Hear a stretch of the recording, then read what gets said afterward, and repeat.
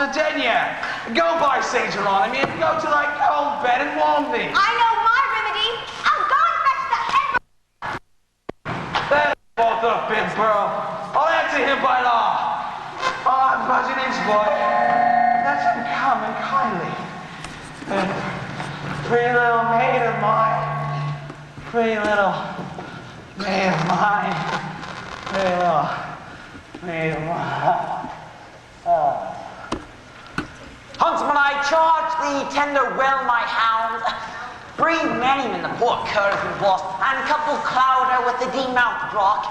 Saw'st thou not, boy, how Silver made it good at the hedge corner? In the coldest spot, I would not lose the dog for 20 pounds. Why, then, it is as good as he, my lord. He cried upon it at the mere sauce twice today, made out the scent. Trust me, I take him to be better than Thou art a fool. If I could asleep, I would esteem him worth a dozen such. But sup them well. Tomorrow I intend to hunt again. I will, my lord. Don't leave me,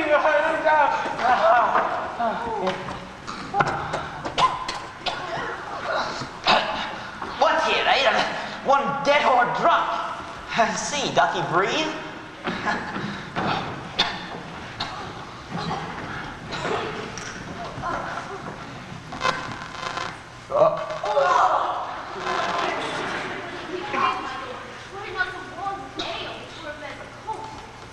Oh, monstrous beast. How like a swine he lies. Grim, death, how foul and loathsome is thine image. Sirs, I will practice on this drunken man. What think you if he were conveyed to bed? Wrapped in sweet clothes, rings put upon his fingers, a delicious banquet to his bed, and brave attendants near him when he wakes. And would not the beggar then forget himself? He would find it strange, Even as a flattering dream or worthless fancier, take him up and manage well the jest. Carry him gently to my fairest chamber and hang it round with all my wanton pictures. Bald his foul head in warm distilled waters and burn sweet wood to make the lodging sweet. Procure me music ready when he wakes to make a dulcet and a heavenly sound. And if he chance to speak, be ready straight and with a low submissive reverence say, what is it your honor will command? Let one attend him with a silver basin full of rose water and be strewed with flowers. Another bear the ewer, and third a diaper, and say, will't please your lordship cool your hands? Persuade him that he hath been a lunatic. And when he says he is, say that he dreams. For he is nothing but a mighty lord. And this doing with kindly gentle sirs, it will be pastime, passing excellent, if it be husbanded with modesty. My lord, I warrant you, we will pay our time. We shall think for our true diligence. You've no less than what you say. Take him up gently into bed with him, and each one to his office when he wakes.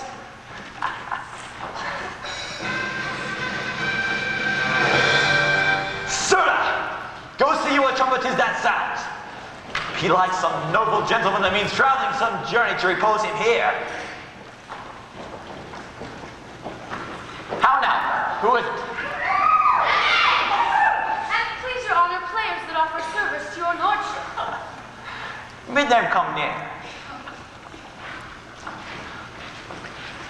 Now, fellows, you are welcome. We thank you, lordship. Do you intend to stay with me tonight? So please, our lordship, to accept our duty. With all my heart. This fellow I do remember, since once you played the farmer's eldest son. 'Twas where you wooed the gentle woman so well. I have forgot your name, but sure that part was aptly fitted and naturally performed. I think 'twas Soto that your honor means. Oh, 'tis very true, thou didst it excellent. Will you all come to me in happy time, the rather for I have some sport in hand, wherein your cunning can assist me much. There is a lord who will hear you play tonight, but I am doubtful of your modesties, lest over-eyeing of his odd behavior. For yet his honor never heard a play. You break into some merry passion and so offend him. For I tell you, sirs, if you should smile, he grows impatient. Fear not, my lord. We can contain ourselves were he the veriest antic in the world. Sir, take them to the buttery and give them friendly welcome, every one. Let them want nothing my house affords.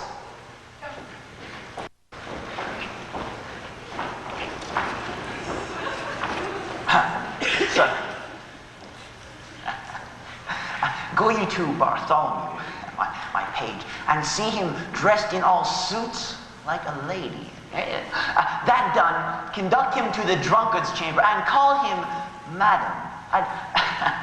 I tell him from me, as he will win my love, he bear himself with honorable action, such as he hath observed in noble ladies unto their lords, and by them accomplished. Such duty to the drunkard let them do with soft, low tongue, and lowly courtesy, and say, what is it your honor will command, wherein your lady and your humble wife may show her duty and make known her love?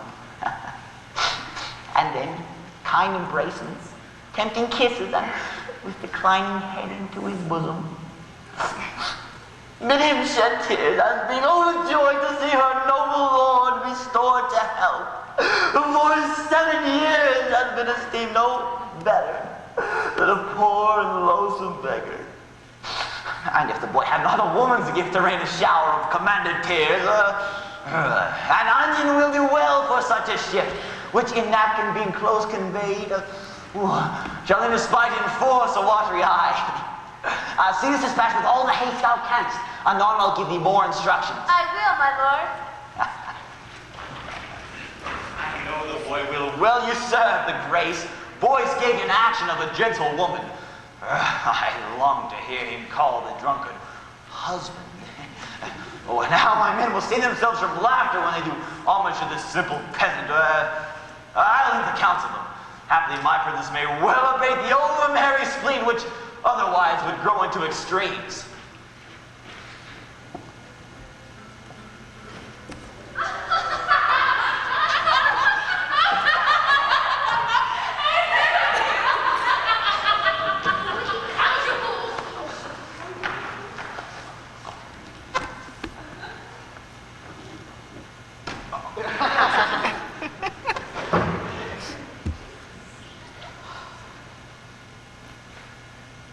For goodness sake, pot of small ale.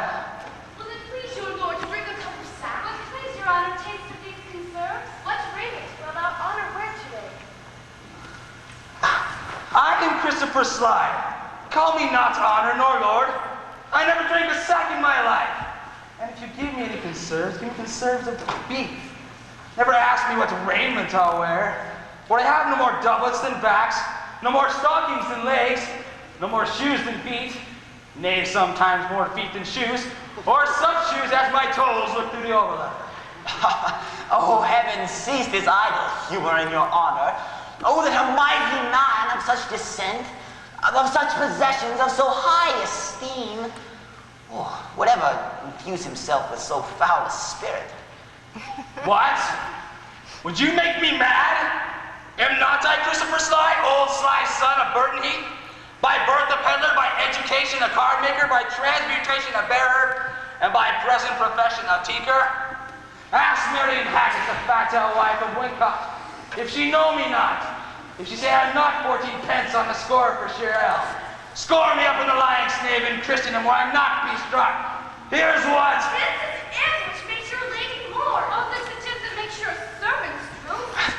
Hence comes it that your kindred shuns your house, has been hence by your strange lunacy. And, O noble lord, bethink thee of thy birth. Call home thy ancient thoughts from banishment, and banish hence these abject, lowly dreams. Look at how thy servants do attend on thee, each in his office, ready at thy beck. Wilt thou have music? Hark! Apollo plays, and 20 caged nightingales do sing. Or wilt thou sleep?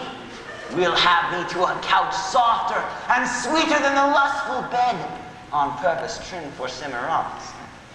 Say thou wilt walk, we will be strew the ground, Or wilt thou ride? Thy horses shall be trapped, their harness studded all with gold and pearl. Dost thou love hawking? Thou hast hawks will soar above the morning lark. Or wilt thou hunt? Thy hound shall make the wilkin unto them, and Petruchio echoes in the hollow earth. Say that will course thy greyhounds are swift as breathed stags. Aye, fleeter than the roe. Dost thou love pictures? We will fetch thee straight. Adonis painted by a running brook, and Cytherea all in sedges hid, which seemed to move and wanton with her breath, even as the waving sedges play with wind. Will show the Io, as she was a maid, and how she was beguiled and surprised, as lively painted as the deed was done.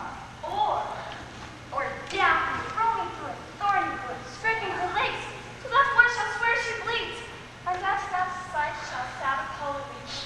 So work and lead the blood and tears are drawn. Thou art a lord, and nothing but a lord. Thou hast a lady far more beautiful than any woman in this waning age. Until the tears that she hath shed today like envious floods will run her lovely face. She was the most beautiful creature in the world, and yet she is inferior to none. Am I a lord, and have I such a lady? Or do I dream, or have I dreamed till now? I do not sleep, I see, I hear, I speak. I smell sweet savors and feel soft things. Upon my life I am a lord indeed, and not a tinker, nor Christopher Sly. Well, bring our lady hither to our sight, and once again, upon the smallest arrow. Will please your mightiness to wash your hands? Oh, how we joy to see your wit restored. Oh, that once more you knew but what you were. These past 15 years you have been in a dream, or when you waked, so waked as if you slept. These 15 years, by my fay, a goodly nap. But did I not speak of all that time? Yes, my lord, but very idle words. For though you lay here in this goodly chamber, you would say you were beaten out of door, then rail upon the hostess of the house, and say you would present her at the leaf for bringing you stone jugs and no sealed quarts. Sometimes you would call out for Cicely Hackett.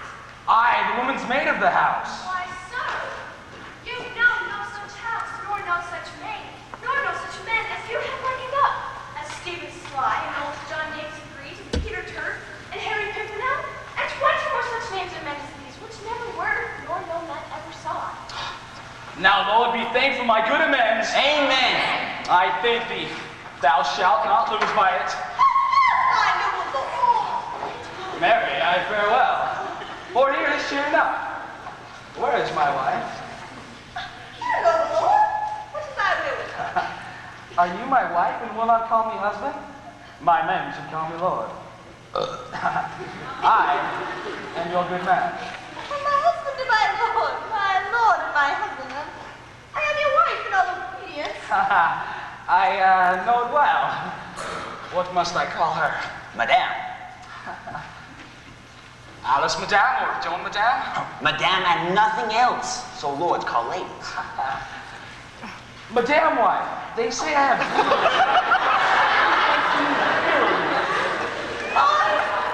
And the time seems bloody unto me. Being all this time abandoned in your bed. 'Tis much. Servants, leave me and her alone. Madame, undress you. Come now to bed. Right, noble lord, let me entreat you to pardon me yet for a night or two. Or if it's not so, until the sun be set. Your physicians have expressly charged, imperiled to incur your former malady, that I should yet absent me from your bed. This reason stands for my excuse. Aye, it stands that I may hardly tarry so long. But I'd be loath to fall into my dreams again. I will therefore tarry in despite of the flesh and the blood. My lord! Your honors! Your players, hearing your men and our counts to play as a common. For so your doctors have meat, seems so much sad to have congealed your blood, and melancholy is the nurse of frenzy.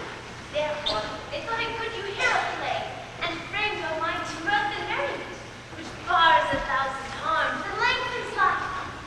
Marry I will. Let them play it. 'Tis not a comedy, Christmas gamble, or tumbling trick. No, my lord, it is more pleasing stuff. What?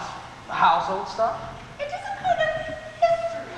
Well, come, Madame Wife, sit by my side and let the world slip. We shall never be younger.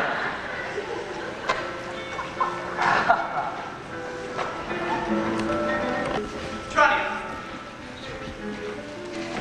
since for the great desire I had, deep in the Padua, nursery of arts, I am arrived in fruitful Lombardy, the pleasant garden of great Italy. And by my father's love and leave am armed with his goodwill and I get company. My trusty sir, well approved and all, he let us brief and happily institute a course of learning and ingenious studies. Pisa, renowned for grave citizens, gave me my being and my father first, a merchant of great traffic through the world. Vincentio, almost spent of old. Vincentio's son, brought from Florence. It shall become Mr. of all hopes conceived to deck his fortune with virtue receipts. And therefore, Tranio, for the time I study virtue, and that part of philosophy will I apply, that treats of happiness by virtue special to be achieved. Tell me thy mind, for I have Pisa left, and am to Padua come. As he that leaves a shallow platch to plunge him in the deep, and with satiety seeks to quench his thirst. Me per the not, O gentle master mine. I am in all affected as thyself, glad that you thus continue your resolve to suck the sweets of sweet philosophy. Only, good master, while we do admire this virtue and this moral discipline, let's be no stoics nor no stocks, I pray, or so devote to Aristotle's checks as Ovid being outcast quite abjured.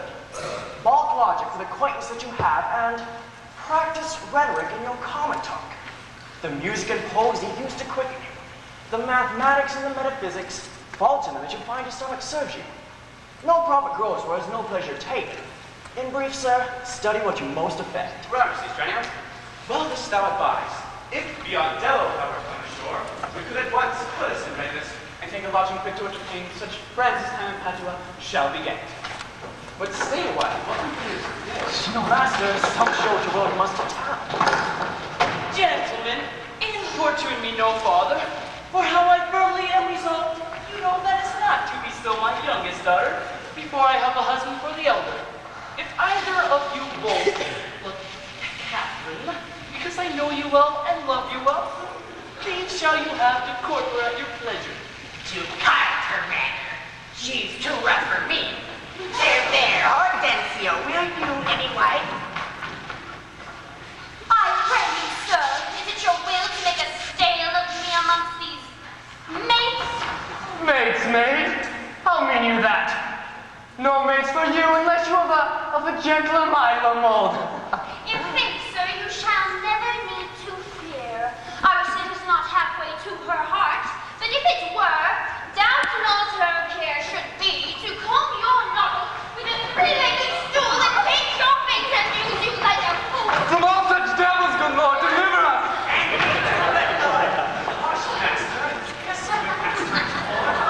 That's when she started.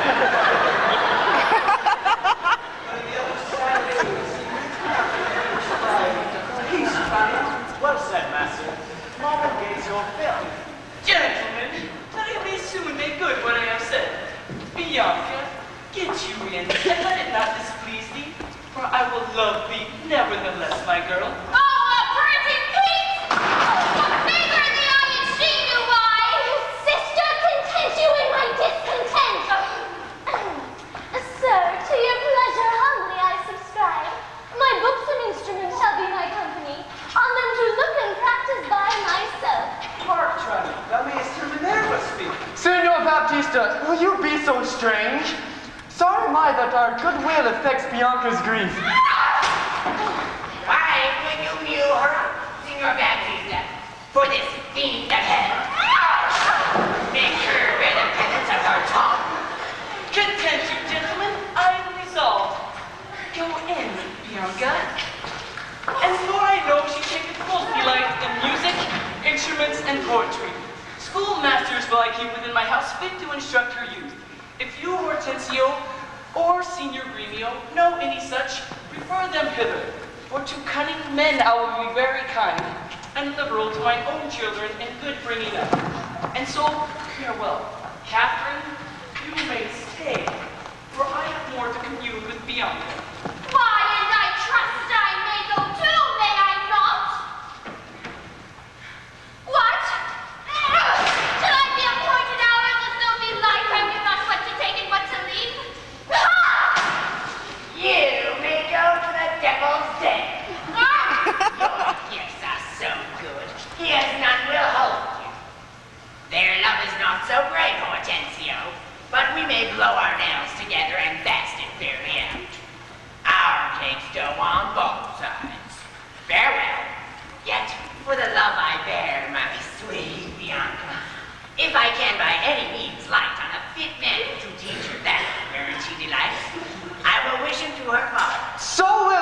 Signor Gremio, but a word I pray.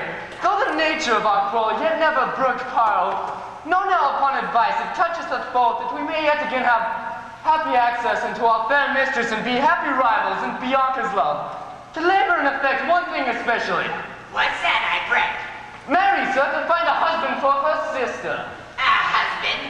A devil? I say a husband. I say a devil. Think it down, Hortensio. Though her father be very rich, any man be so very a fool to be married to hell? Tush, Gremio, though it passes your patience and mine to enter her loud. All the rooms, why man, there be good fellows in this world, and a man could light on them and take her with all faults, and money enough. I cannot tell, but I would as lief take her down under this condition, that he be whipped at the high cross every morning. Beg as you say, there's small choice in rotten apples, but come, since his bar-in-law makes us friends, it shall be so far forth friendly maintained that by helping Baptista's eldest daughter to husband, we set his youngest free for a husband and then have it to it to fresh sweet Bianca. Happy man be his dole. Now he that runs fastest gets the ring. How say you, Signor Gremio? I am agreed, and would I had given him the best horse in Padua to begin his wooing that would thoroughly fool her, wed her and bed her, and rid the house of her. Come on.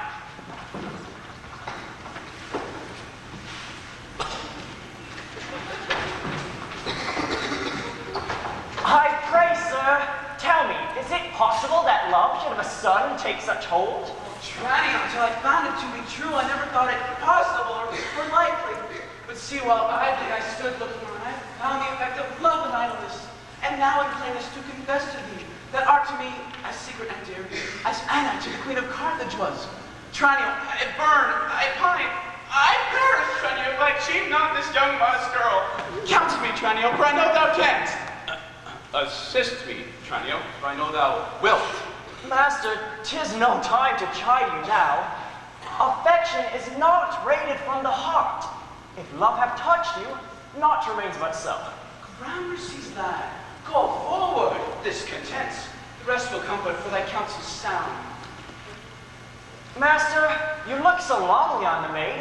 Perhaps you might not watch the pith of all. Oh yes, I saw the sweet beauty in her face, such as the daughter of Agnor had, that made great jolt to humble him to her hand, when with his knees he kissed the Cretan strand. Saw you no more?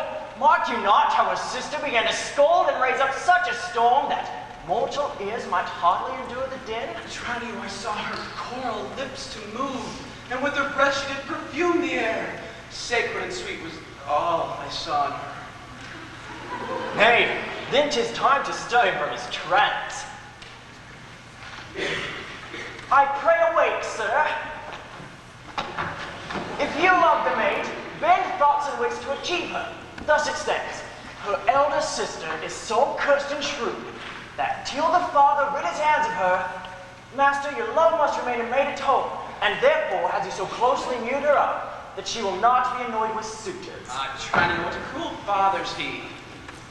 But art thou not advised he took some care to get cunning schoolmasters to instruct her? I marry my sir, and now 'tis blood. I have it, Tranio. Master, for my hand, both our vengeance meet and jump in one. Tell me thine first. You'll be schoolmaster and undertake the teaching of the maid. That's your advice. It is. May it be done. Not possible.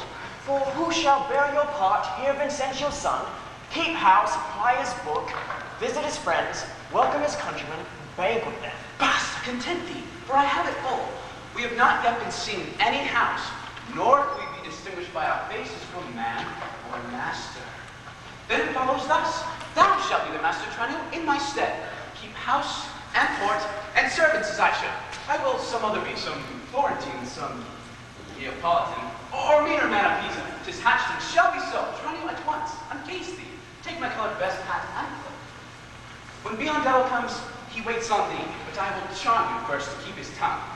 So had you need. Sit that your pleasure is, and I am tied to be obedient. For so your father charged me at our parting, be serviceable to my son, quoth he. Though I think 'twas in another sense.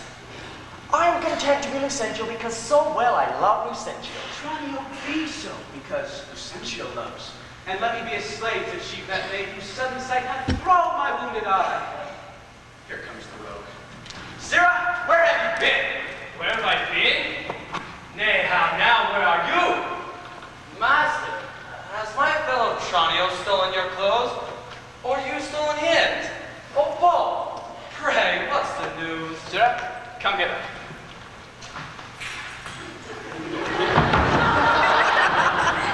No time to jest, therefore bring your master to time. Your fellow Tranio here, to save my life, puts my apparel and my countenance on, and I, for my escape, have put on his. For in a quarrel since I came ashore, I killed a man, and here I was described.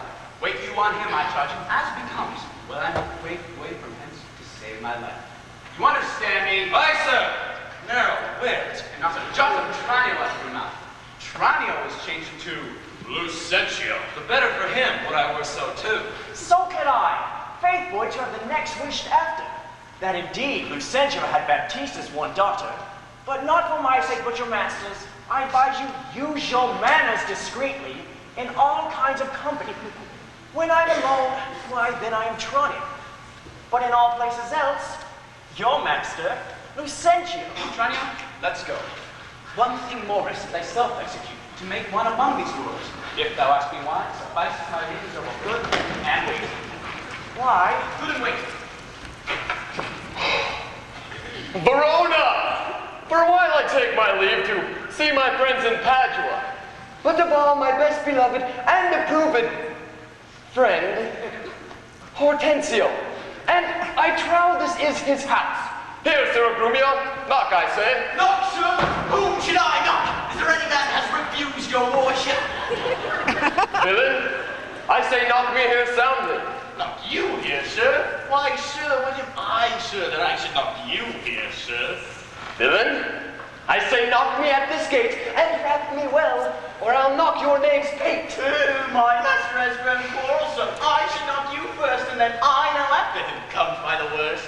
Will it not be? Faith, sirrah, and you'll not knock.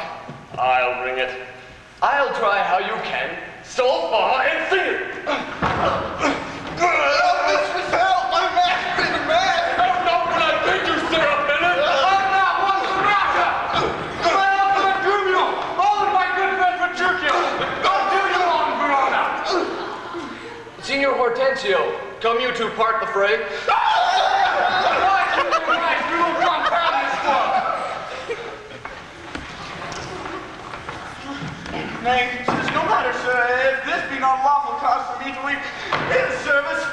Look you, sir, he bid me knock him and rap him soundly, sir. Well, was it fit for a servant to use his master so? Being perhaps, for aught I see, 32 of pip out. Who would to God I had well not been good. Then had but Gremio come by the worst. A senseless villain, good Hortensio. I bade the rascal knock upon your gate, and could not get him for my heart to do it. Knock at the gate! Oh, heaven, speaking of these words plain. Sirrah, knock me here, knock me well, I knock yourself. And come you now with knocking at the gate. Begone, or talk not, I advise you. Petruchio, patience! I am Gremio's pledge. Why, this is a heavy chance twixt him and your ancient trusty pleasant servant Gremio. So tell me now, sweet friend, what happy gale blows you to Padua, here from old Verona? Such wind as scatters young men through the world to seek their fortunes farther than at home. But in a few, good Hortensio, thus it stands with me. Antonio, my father, is dead. And I have thrust myself into this maze, happily to whine and thrive as best I may. Crowns I have in my purse, and goods at home, and so am come abroad to see the world. Petruchio, shall I then come roundly to thee and wish thee to a shrewd, ill-favored wife? Thou thank'st me but a little for my counsel, and yet I promise thee she shall be rich, and very rich. But thou art too much my friend, and I'll not wish thee to her. Signor Hortensio, twixt such friends as we, few words suffice. And therefore, if thou knowest one rich enough to be Petruchio's wife, as well as this burden of my wooing dance, be she as foul as was Florentius' love, as old as Sibylla, and as cursed and shrewd as Socrates' Xanthippe. Or worse, she moves me not, or not removes at least affection's edge in me, were she as rough as are the swelling Adriatic seas. I came to wive it wealthily in Padua. If wealthily, then happily in Padua. Nay, look you, sir, he tells you flatly what his mind is. Why give him gold enough and marry him to a puppet or an aglet baby? Oh, no trot with ne'er a tooth in her head. Though she have as many diseases as 250 horses. Why, nothing comes amiss, so much comes with all. Petruchio, since we are a step thus far in, I will continue that which I broached in jest. I can, Petruchio, help thee to a wife, with wealth enough and young and beauteous, brought up as best becomes a gentlewoman. Her only fault is, and that is false enough, is that she is intolerable cursed and shrewd and froward. So beyond all measure, that were my state far worse than it is, I would not wed her for a mine of gold. Signor Hortensio, thou knowest not gold's effect. Give me her name, and 'tis enough, for I will board her, though she chide as loud as thunder when the clouds in autumn crack. Her father's name is Baptista Minola, and affable and courteous gentleman. Her name is Katherine Minola, renowned throughout all Padua for a scolding tongue. I know her father, though I know not her. And who knew my deceased father well? I will not sleep, Hortensio, till I see her. And now if I could be thus bold with you to give you over at this first encounter, unless you would accompany me thither. Oh, I pray you, sir, let him go while this humour lasts. Oh, my word, if she knew him as well as I do, she would think scolding would do little good upon him. She may perhaps call him half a score names or so. Why, that's nothing. And he begin once, he'll rail in his broaches. I'll tell you what, sir, and she's standing but a little, he'll throw a figure in her face, and so disfigure her with it, that she will have no more eyes to see withal than a cat. You know him not, sir. Spare me, Petruchio, I must go with thee, for in Baptista's keep my treasure is. He has the jewel of my life in hold, his youngest daughter, beautiful Bianca, and her withholds from me and evermore, suitors to her and rivals in my love. Now, supposing it a thing impossible, for those defects I have before rehearsed that ever Katharina will be wooed. Therefore, this order hath Baptista taken that none shall have access unto Bianca, until Katherine the Cursed have got a husband. Katherine the Cursed, a title for a maid of all titles the worst. Now shall my friend Petruchio do me grace, and offer me disguise and sober robes to old Baptista. As a schoolmaster, well seen in music, that's who I may by this device at least, have leave and leisure to make love to her and unsuspected court her by herself. There's no neighboring seat to beguile the old folks, have the young folks lay their heads together. Master, look about you. Who goes there, huh? Speech, Gremio, just arrival of my love. Petruchio sent by the while. Oh, very well. I have pursued the note. Hark, you, sir. I'll have them very fairly found. All books of love. See that at any hand. And see you read no other lectures to her. You understand me. Over and besides Signor Baptista's liberality, I'll mend it with the largest. Take your paper, too, and let me have them very well perfumed, for she is sweeter than perfume itself, to whom they go to. What will you read to her? Whate'er I read to her, I'll plead for you. As for my patron, stand you so assured. Ooh, as firmly as yourself were still in place. Yea, and perhaps with more successful words than you, unless you were a scholar, sir. Oh, this learning, what a thing it is. Oh, this woodcock, what an ass it is. Peace, God save you, Signor Gremio. And you are well met, Signor Hortensio. Trow you whither I am going? To Baptista Minola. I promised to inquire about a schoolmaster for the fair Bianca, and by good fortune will I have lighted well on this young lady, to teach her for learning and behavior fit for her turn, well read in poetry and other good ones, I warrant. 'Tis well, and I have met a gentleman, hath promised me to help me to another, a fine musician to instruct our mistress, so shall I no whit be behind in duty, to fair Bianca so beloved of me. Beloved of me, and that my teeth shall prove. And that his bad shall prove. Gremio, just now no time to vent our love. Listen to me, and if you speak me fair, I'll tell you news. Indifferent, good for you though. Here is a gentleman whom by chance I met. Upon agreement from us to his liking, will undertake to woo cursed Katherine. Yea, and to marry her, if the dowry please. So said, so done as well. Hortensio, have you told him all her faults? I know she's an irksome, brawling scold. If that be all, masters, I hear no harm. No. Sayest me so, friend, what countryman? Born in Brona, Antonio's son. My father is dead. My fortune lives for me. I knew of good days and long to see. No, sir. Such a life with such a wife were strange. But if you've got the stomach to it, in God's name, you shall have me assisting you in all. But will you woo this wildcat? Will I live? Will he marry her? Aye, or I'll hang her. Why came I hither but to that intent? Think you a little din can daunt mine ears? Have I not in my life heard lions roar? Have I not heard the sea, puffed up with winds, rage like an angry boar, chafed with sweat? Have I not heard loud ordnance in the fields, and heaven's artillery thunder in the skies? Have I not in a pitched battle heard loud larums name steeds, and trumpets clang? And you tell me of a woman's tongue that giveth not half so great a blow to hear as a chestnut in a farmer's fire. Tush, fear boys with bugs. For he fears none. Hortensio, this gentleman is happily arrived. My mind's presumed for his own good and yours. Now I promised we would be contributors, and bear his charge a wooing whatsoever. And so we shall, provided that he win her. I would I were sure of a good dinner. Gentlemen, God save you. If I may be bold, tell me, I beseech you, which is the readiest way to the house of Signor Baptista Minola? The one with the two fair... What's that one right there? Daughters. Is he the one you mean? Even he, Bianca. You, sir. You mean not her to be... Perhaps him and her, sir. What are you to do? Not her that shied, sir, at any hand I pray. I love no China, sir.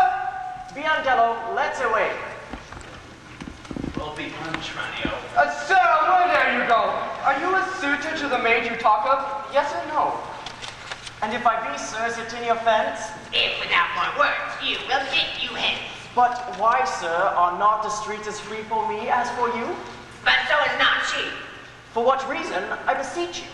For this reason, if you'll know, that she's the choice love of Signor Gremio. That she's the chosen of Signor Hortensio. Softly, my masters. If you be gentlemen, do me this right, hear me with patience. Baptista is a noble gentleman, to whom my father is not all unknown. And if his daughter were fairer than she is, she may more suitors have, and me for one. Fair lady's daughter had 1,000 wooers, and one more may fair Bianca have. Lucentio shall make one, though Paris came in hope to speed alone. This gentleman will outtalk us all. Sir, give him heed. I know he'll prove a jade. Hortensio, to what end are all these words? Sir, let me be so bold as ask. Did you yet ever see Baptista's daughter? No, sir, but here I do the other too. The one is famous for a shrewd tongue, as is the other for beauteous modesty. Sir, the first for me. Let her go by. Yea, leave that labor to great Hercules, and let it be more than Alcides' 12. Sir, understand you this of me. In sooth, the younger daughter whom you hearken for, her father keeps from all access of suitors, and will not promise her to any man until the elder sister first be wed. The younger then is free, and not before. If you be the man must stead us all, and me amongst the rest, if you break the ice and do this feat, achieve the elder, set the younger free for our access. Whose hap to have her shall not so gracious be, to be in great. Sir, you say well, and well you do conceive. And since you do profess to be a suitor, you must, as we do, gratify this gentleman, to whom we all rest generally beholding. Sir, I shall not be slack in sign whereof. Please you we Meagan try this afternoon, and quaff caresses to our mistress's health, and do as adversaries do in law. Strive mightily, but eat, and drink, as friends! Excellent motion, fellows, let's begun. The motion's good indeed. Petruchio, be it so, I shall be your benvenuto.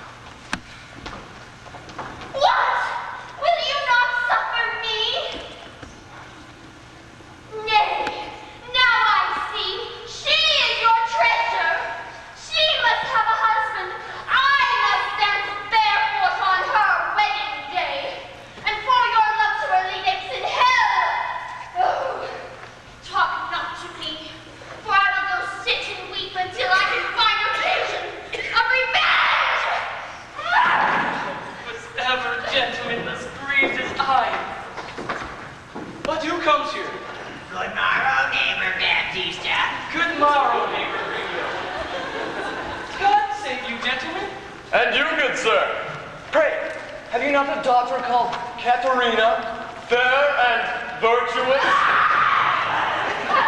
I have a daughter, sir, called Katherine. You are too blunt. Go to it orderly. You wrong me, Signor Gremio. Give me leave.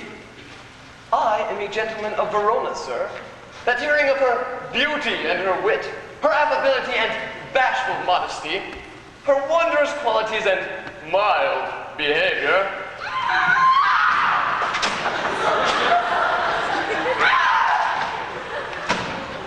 and bold to show myself a forward guest within your house, to make mine eyes the witness of that report which I so oft have heard. And for an entrance to my entertainment, I do present you with a man of mine, cunning in the music and mathematics, to instruct her fully in those sciences, for I know she is not ignorant. Accept of him, or else you do me wrong. His name is Lucentio, born in Mantua.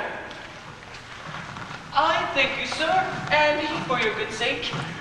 But as for my daughter Katherine, she is not for your turn. The more my grief. I see you do not mean to part with her, or else you like naught of my company. Mistake me not, I speak but as I find. Whence are you, sir? What may I call your name? Petruchio is my name. Antonio's son. My father is dead. My fortune makes for me. A man known well throughout all Italy. I know him well. You are very welcome, sir. Saving your tail, Petruchio, I pray.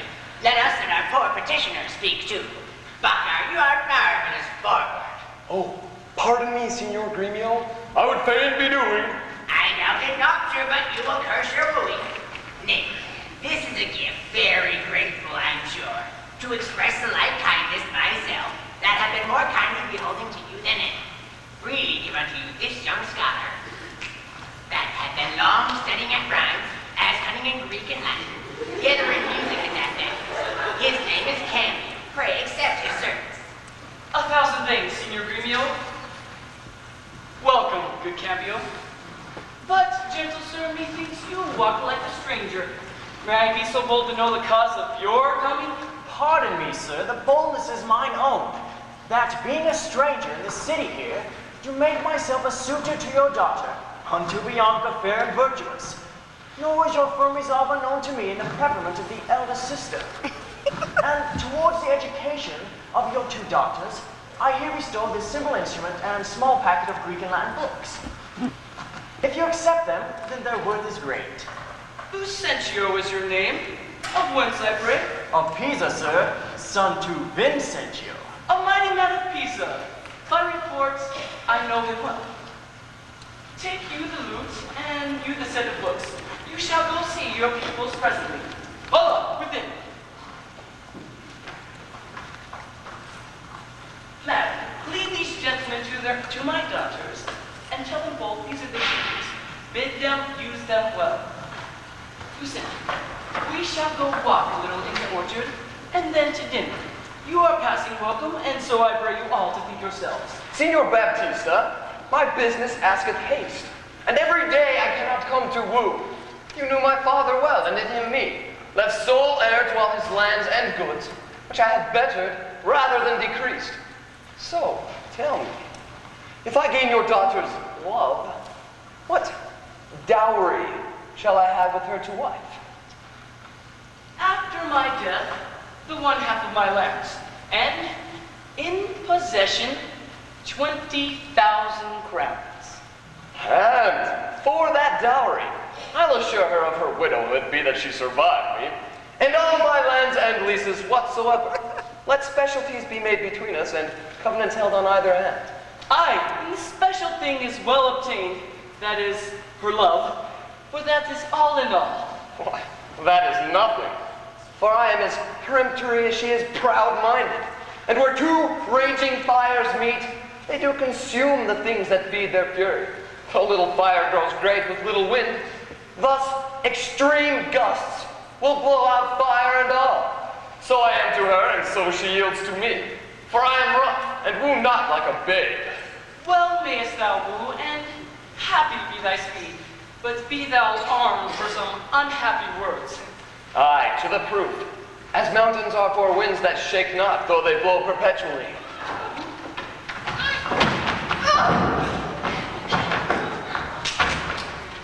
Why, how now, my friend? Why dost thou look so pale? For fear, I promise you, if I look pale.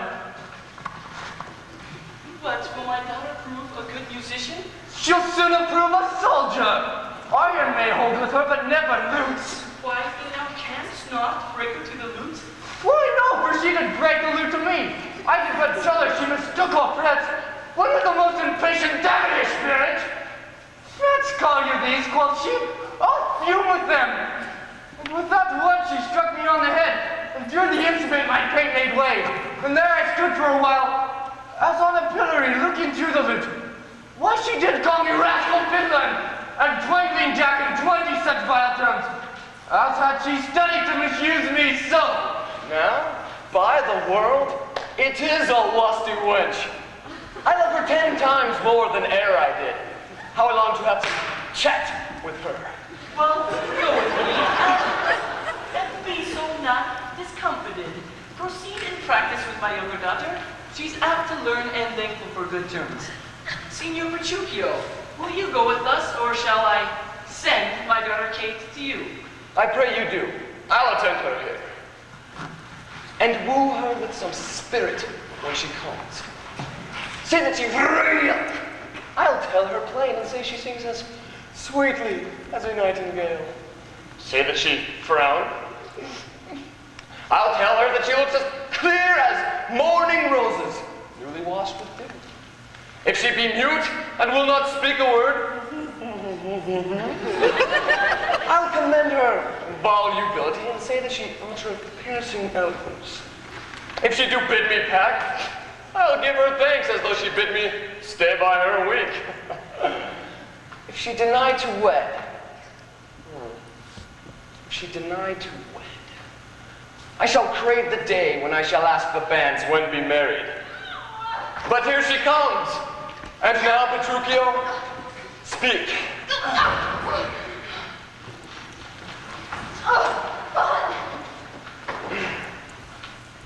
Good morrow, Kate, for that's your name, I hear. Well, have you heard but something hard of hearing? They call me Katherine. That's who talk of me. You lie. In faith, for you are called plain Kate, and bonny Kate, and sometimes Kate the Curt, but Kate, the prettiest Kate in Christendom. Kate of Kate Hall, a super dainty Kate, or dainty are all Kates. And now, Kate, take this of me, Kate of my consolation.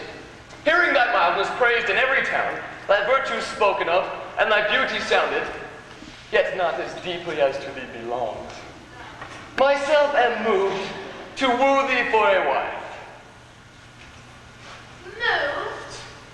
In good time. Let him that moved you hither. I'll remove you hence. I knew at the first you were immovable. Why? What's immovable? A joint stool. Thou hast hit it. Come sit with me.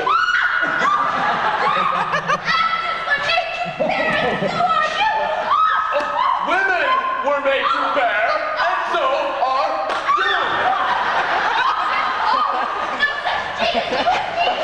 Alas, good sweet Kate, I will not make a burden of thee, for knowing thee to be but young and light. Too light for such a slave.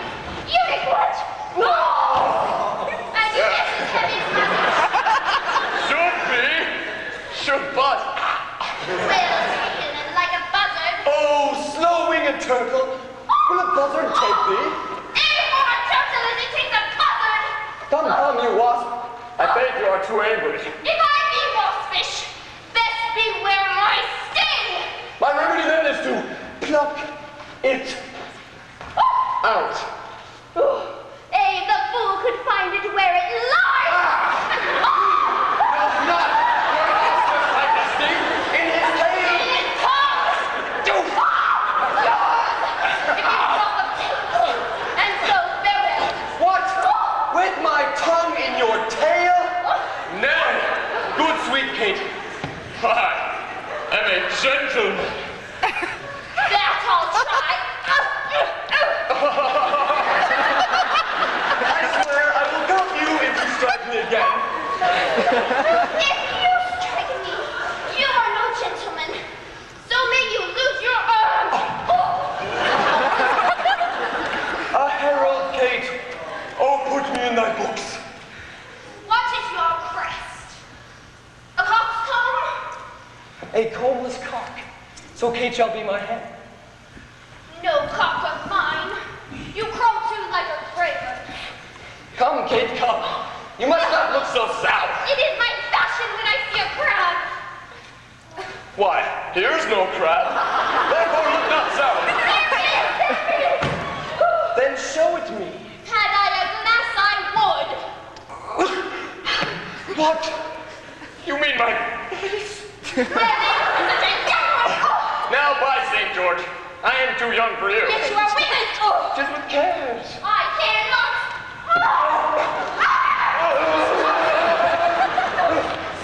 Now, hear you, Kate.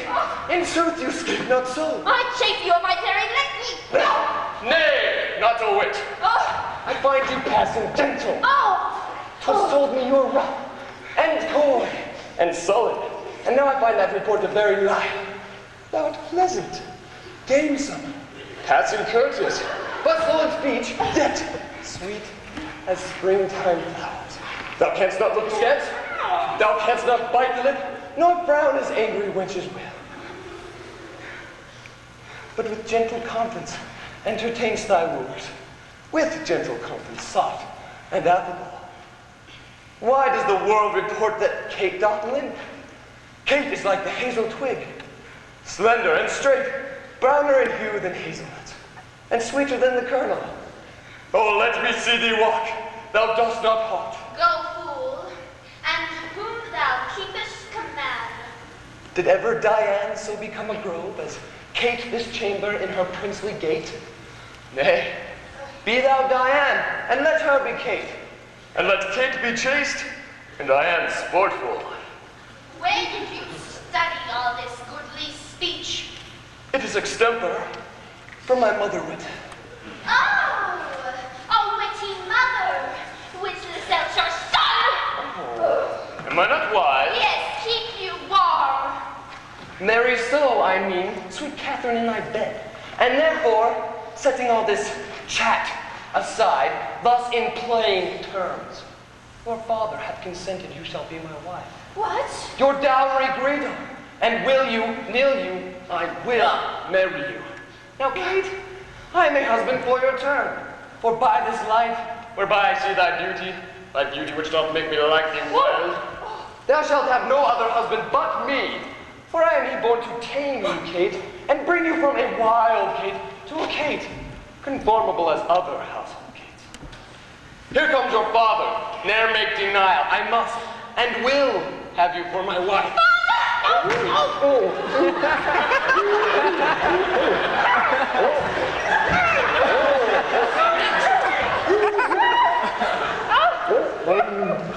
Signor Petruchio!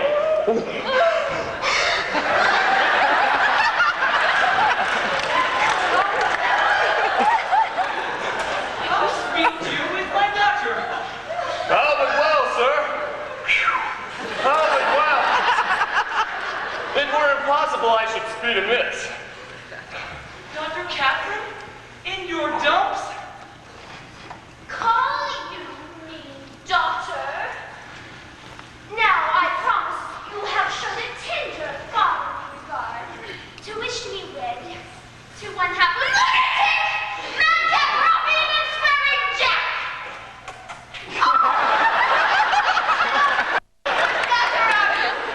Father, yourself and all the world that have talked of her have talked amiss of her. If she be cursed, it is for policy. For she is not froward, but mild as the dove. She is not hot, but temperate as the morn. For patience, she will prove a second Grisel, a Roman Lucrece for her chastity. And we have agreed so well together that upon Sunday shall be the wedding day. I'll see thee hanged on Sunday first. Hark, Petruchio. She says she'll see thee hanged first. Is this your speeding? Nay, then good night our part. Be patient, gentlemen. I take her for myself. If she and I be pleased, what's that to you? 'Twas bargained twixt us twain. She shall still be cursed in company. What? Oh, 'tis incredible to believe how much she loves me. No. Oh, the kindest Kate. She hung about my neck, and kiss on kiss. She proclaimed oath on oath that in a twink she won me to her love. Oh, you novices! 'Tis a world to see how tame, when a man and woman are alone, a meat-cock wretch can make the cursed a shrew. Give me thy hand, sweet Kate. I will to Venice to buy apparel against the wedding day. Prepare the feast, father, and bid the guests. I will be sure my Katherine shall be fine. I know not what to say, but give me your hands. God send you joy. Signor Petruchio, 'tis a match. Amen, say we. We will be witnesses. Father and wife and gentlemen, adieu.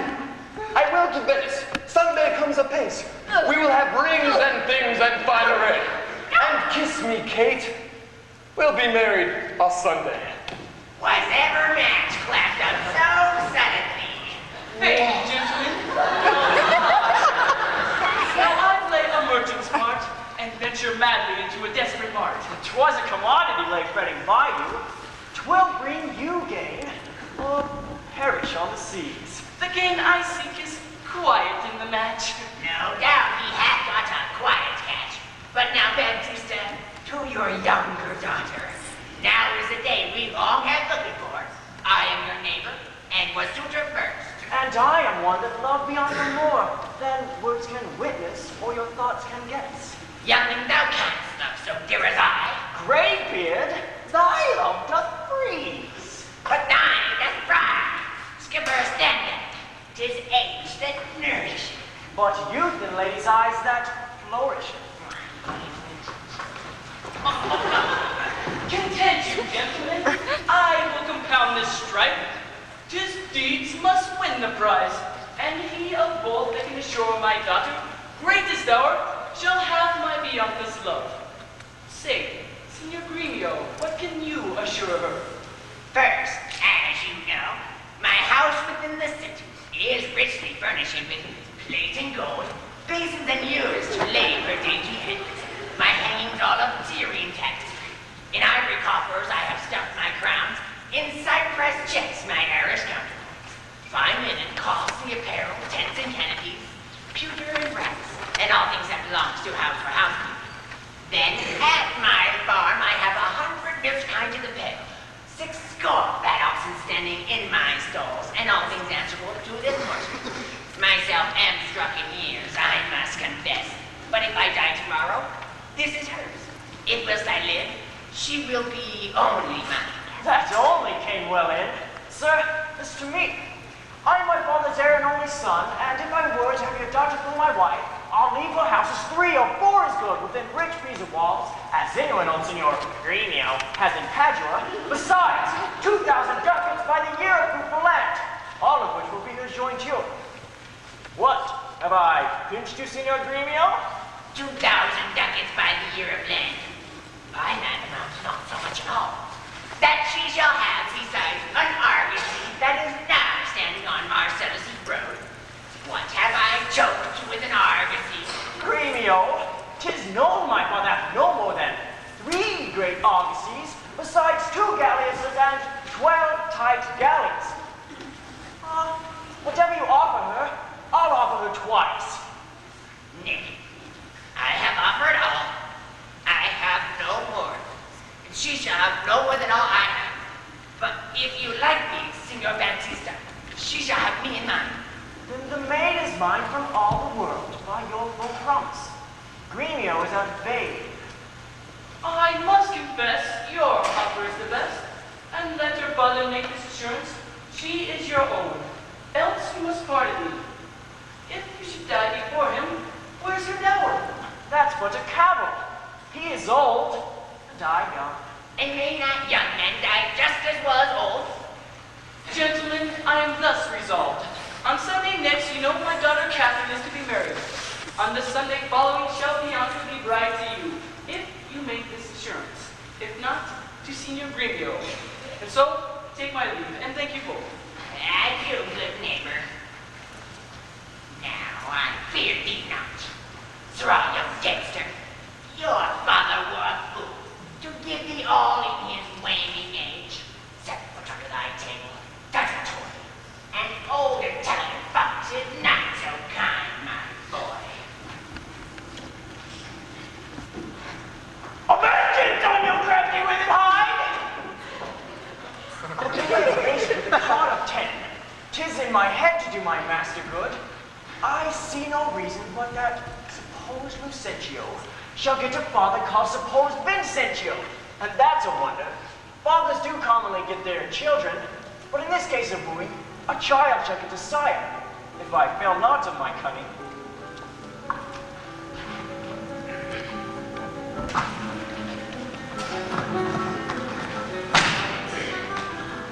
Fiddler, forbear! You grow too forward, sir.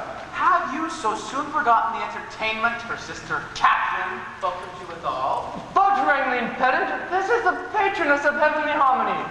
Then give me leave to have prerogative, and when in music we have spent an hour, your lecture shall have leisure for as much. Preposterous mule. They never read so far to know the cause why music was ordained. Was it not to refresh the mind of man after studies or usual pain? Then give me leave to read philosophy.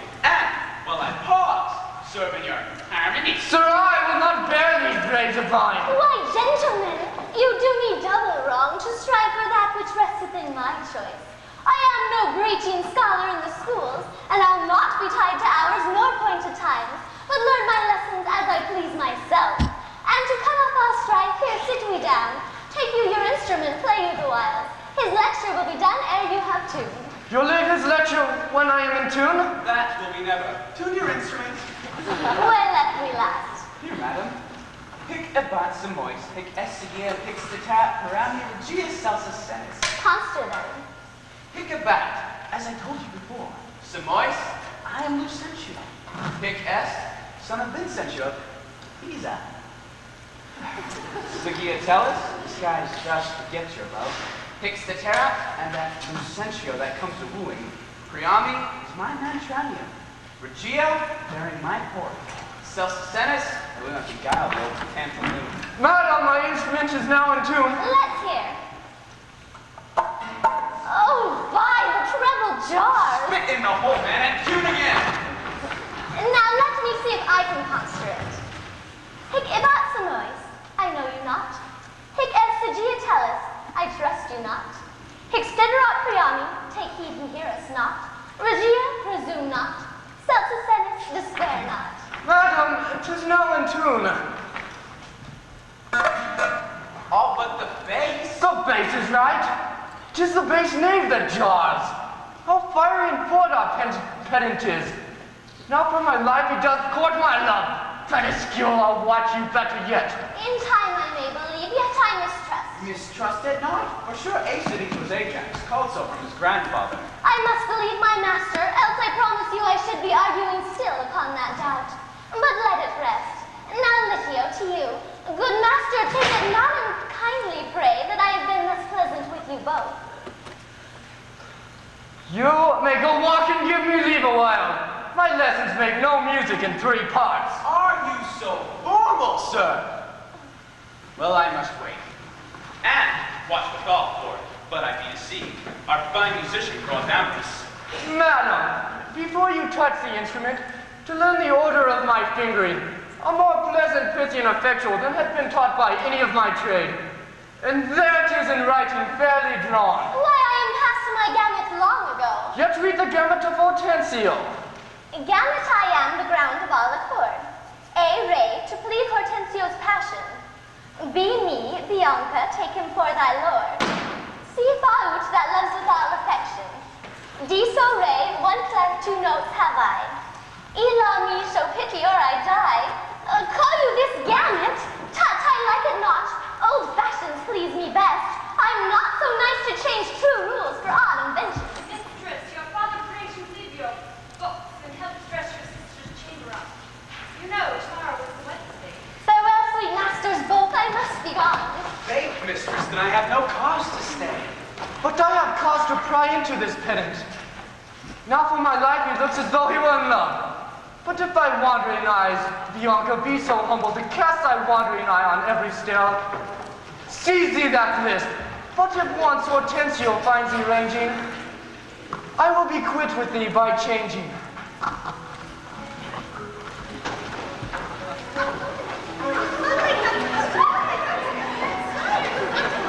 Signor Lucentio, 'tis the appointed date that Katherine should be married, and yet we hear not of our son-in-law.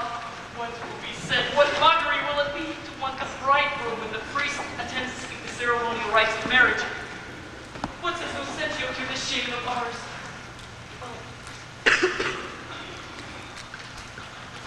No shame but mine. I must forsooth be forced to give my hand, opposed against my heart, unto a mad-brained brute be full of spleen, who wooed in haste, and means to wed at leisure. I told you he was a frantic fool, hiding his bitter jests in blunt behavior. And to be noted for a married man,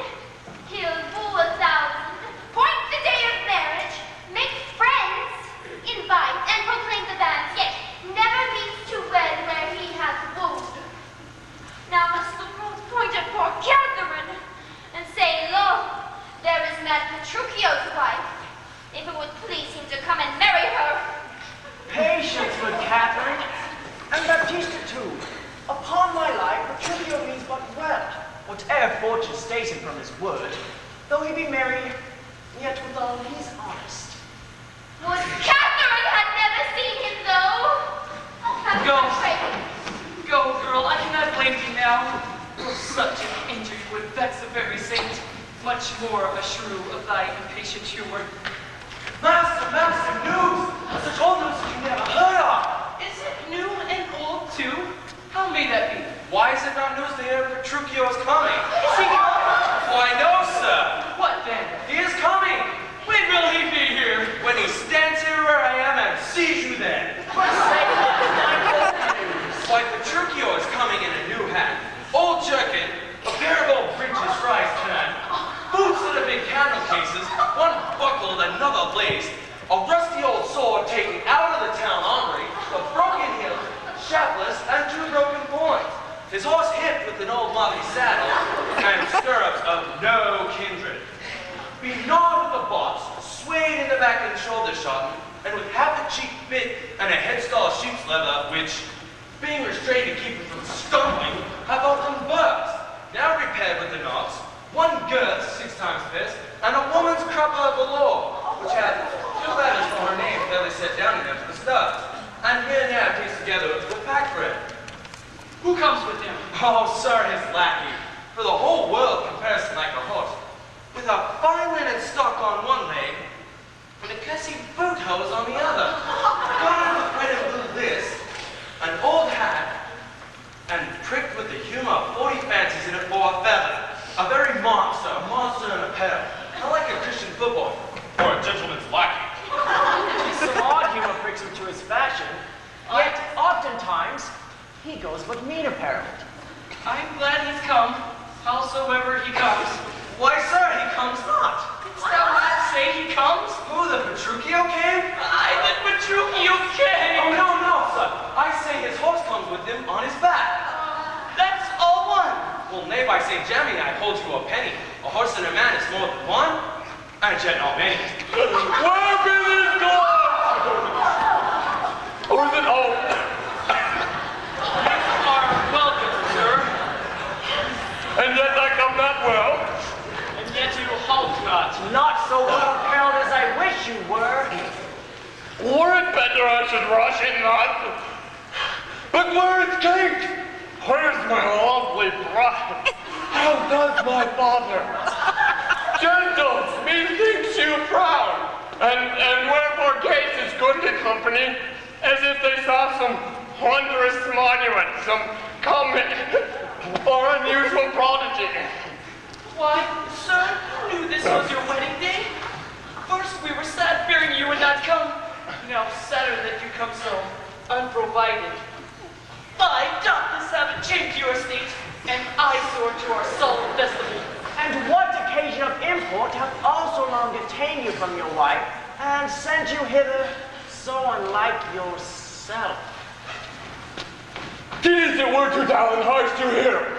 Suppose that I am come to keep my word, though in some part enforce it to digress, as you shall well be satisfied with that. But where is Kate?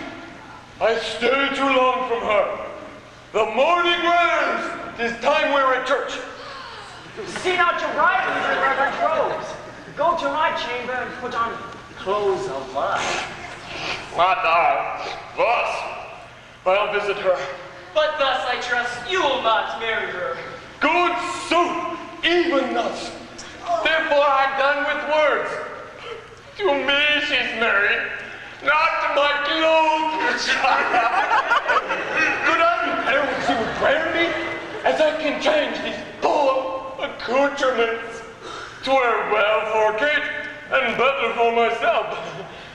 But what a fool am I to chat with you, when I should find my bride and seal the title with a lovely kiss.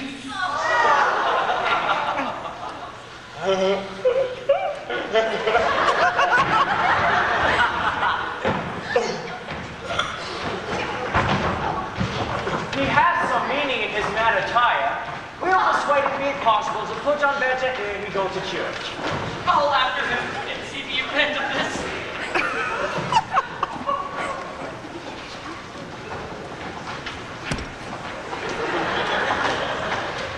sir, to not concern us to add her father's liking, as I perform part into your worship. I'm to get a man, whate'er he be, its skills not much, will fit him to our turn, and he shall be Lucentio of Pisa, and give assurance to Baptista of greater sums that I have promised. So shall you take in your love, and very sweet Bianca with consent. Were it not that my fellow schoolmaster doth watch Bianca's steps so narrowly, 'twere good methinks to steal our marriage, which, once performed, let all the world say no. I'll keep mine own despite of all the world. That by degrees we mean to look into, and we'll watch our vantage in this business. We'll overreach the gray-beard Gremio, the narrow prying father Minola, the quaint musician Hortensio, all for my master's sake, Lucentio. Signor Gremio, came you from the church? As millionaires here, I came from school. And is the bride and bridegroom coming home? A bridegroom, say you? 'Tis a groom indeed, a grumbling groom, and that the girl shall find. Cursed her than she. Why, 'tis impossible. Why, he's a devil, a very fiend. Why, she's a devil, the devil's damn. Tut, she's a lamb, a dove, a fool to him. I'll tell you, Sir Lucentio, when the priest should ask if Katherine should be his wife, I buy Gog's wounds, quoth he, and swore so loud that all amazed the priest let fall the book. And as he stooped again to take it up, this mad-brained bridegroom took him such a cuff that down fell priest and book and priest. Now take them up, quoth he, if any list. What said the wench when he rose again? Trembled and shook, for why he stamped and swore as if the vicar meant to cozen him. This done, he took the bride about the neck and kissed her lips with such a clamorous smack that at the parting all the church did echo. And I have seen this king that's for very shame. Such a mad marriage never was before.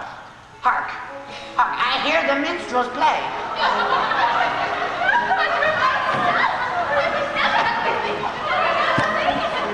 Gentlemen and friends, I thank you for your pains. I knew you need to dine with me today, and have prepared great store of wedding cheer. But so it is, my haste doth call me hence, and therefore here I mean to take my leave. If possible, you will wait tonight. I must away today before night falls. Make it no wonder. If you knew my business, you would entreat me rather go than stay. And honest company, I do thank you all that have beheld me give away myself to this most patient, sweet, and virtuous wife. But I must hence, and here I leave you. Let us entreat you stay till after dinner. It may not be. Let me entreat you. It cannot be. Let me entreat you. I am content. Are you content to stay? I am content you should entreat me stay. And yet not stay, entreat me how you can. Now, if you love me, stay. Groom me my horse! They be ready, people, to eat the horses. Nay then, do what thou canst. I will not go today. No, nor tomorrow, not until I please myself. The door is open, sir. There lies your way. You may be talking because your boots are green, but for me I'll not be gone till I please myself. 'Tis like to approve a jolly, surly groom that taketh on you at the first so roundly. Prithee, Kate, be not so angry. I will be angry. What hast thou to do? Oh, but Katherine. Father, be quiet. He shall stay my leisure. Aye, marry, sir. Now it begins to work. Gentlemen, forward to the bridal. I see a woman may be made a fool. Has she not the spirit to resist? They shall go forward, Kate, at thy command. Obey the bride, you that attend on her. Go to the feast, revel and domineer. Carouse full measure to her maidenhead. Be mad and merry, or go heinous. But for my bonny Kate, she must with me. Nay, look not big, nor stamp, nor stare, nor fret. I will be master of what is mine own. She is my goods, my chattels. She is my house, my household stuff, my field, my barn, my horse, my ox, my anything. And here she stands, touch her whoever dare. I will bring mine action on the proudest he that stops my way in Padua. Gremio, drop forth thy weapon. Rescue thy mistress if thou be a man. And so touch thee, wench. I'll butler thee against the mule.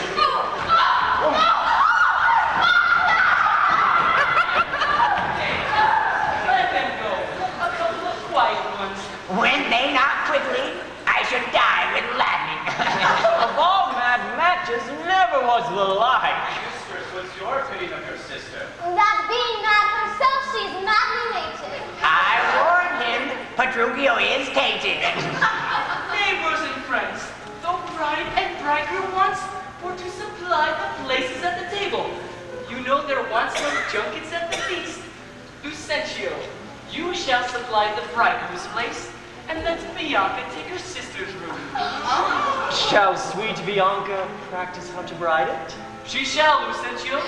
Come, gentlemen, let's go.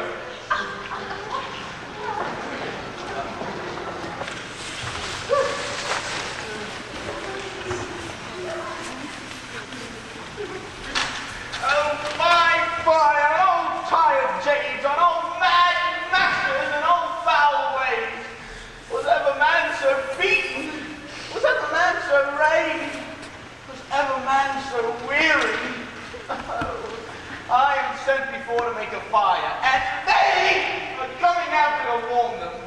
Now will not I a little pot and soon hot? My very lips might freeze to my teeth, my tongue to the roof of my mouth, and my heart to my belly, ere I should come by a fire to come. Oh, but I, with blowing the fire, shall warm myself. For considering the weather, a taller man than I will take cold. Hello, Curtis. What is the call so lonely? A piece of ice, without doubt, thou mayest slide from my shoulder to my heel with no greater a run, but my head and my neck. A fire, good Curtis. Is my master and his wife coming to Gremio? Aye, Curtis, aye, and therefore fire, fire! Cast on no water. Is she so hot as Shrew she's reported? Oh, she was good, Curtis, before this frost. But thou knowest winter tames man, woman, and beast. For it hath tamed my old master, and my new mistress, and thyself, fellow Curtis. Away, you 3-inch fool! I am no beast. Well, am I but 3 inches? Why, thy horn is a foot, and so long am I the least. But wilt thou make a fire? Nor shall I complain on thee to our mistress, whose hand she being now at hand, thou shalt soon feel to thy cold comfort, for being slow in thy hard office. Catherine, good Gremio, tell me, how goes the world? A cold world, Curtis, in every office but thine, and therefore fire! Do thy duty and have thy duty, for my master and mistress are almost frozen to death. There's fire ready, and therefore the news. Why, Jack boy, ho boy, as much news as wilt thou. Come, you are so full of Tony Jenkins. Why, therefore fire, for I have caught extreme cold. Where's the cook? Is supper ready? The house trim, the rushes strewed, the cobwebs swept, the serving men in their new fustian, their white stockings, and every officer his wedding garment on. Be the jacks fair within, the jills fair without, the carpets laid, and everything in order? All ready, and therefore I pray thee, the news. First, know my horse is tired, my master and mistress fallen out. Out of the saddles, into the dirt, and thereby hangs a tail. Let's have, good Gremio. Lend thine ear. Here. There! Is to feel a tale, not to hear a tale. And therefore 'tis called a sensible tale. And this comes but to knock at your ear and beseech you listen. And now I begin. Imprimis! We came down a foul hill, my master riding behind my mistress, and Both of one horse? what's that to thee? Why a horse? Tell down the tale!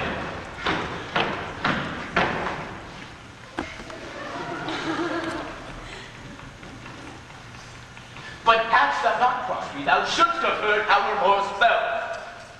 And she under her horse, thou shouldst have heard, and how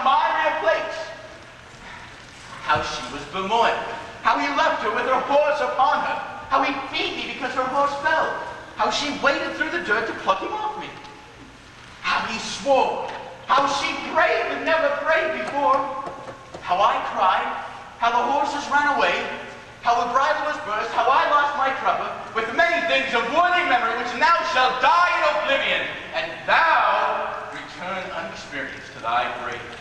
By this reckoning, he is more shrewd than she. Aye, and that thou and the proudest of you all shall find when he comes home. Ah, but what talk I of this? Call forth Nathaniel, Philip, Joseph, Gregory, and Sugarsop, and the rest. Let their heads be sleekly combed, their blue coats brushed, and their garters of an indifferent knit. Let them curtsy with their left legs, and not presume to touch a hair of my master's horsetail till they have kissed their hands. Are they ready? They are. Call them forth! Do you hear?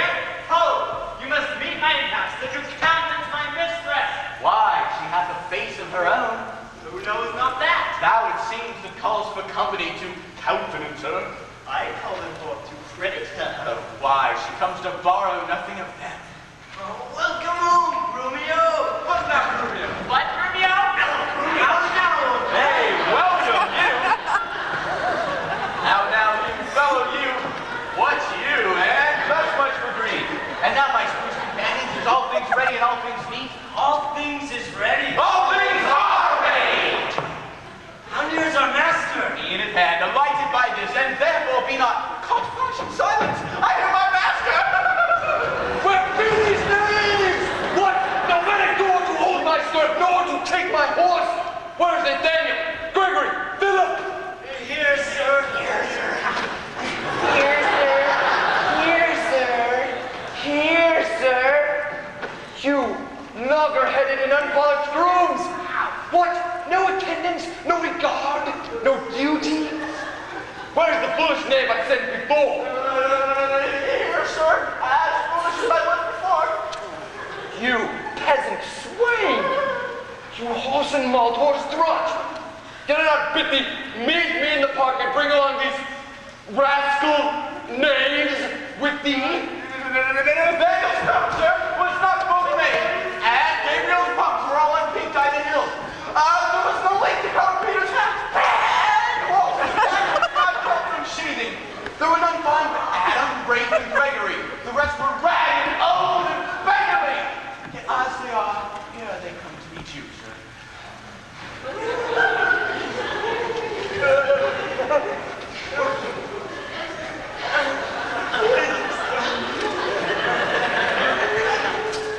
Go, rascals! Go and fetch myself away!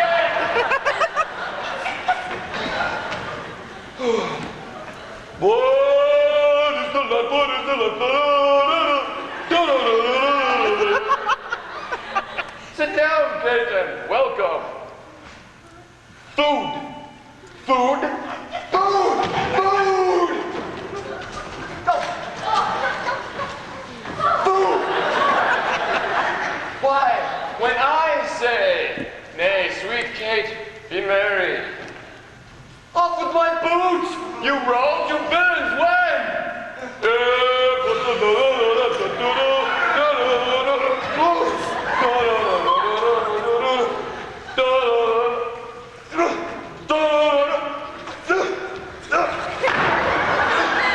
How'd you rogue? You put my foot awry. Take that! And then the plucking of the other. Be merry, Kate. Shall I have some water here? Where is my Spaniard Troilus? Sirrah, get you hence, and bid my cousin Ferdinand come hither. One Kate you must kiss and be acquainted with. Oh. Where are my slippers? Shall I have some water?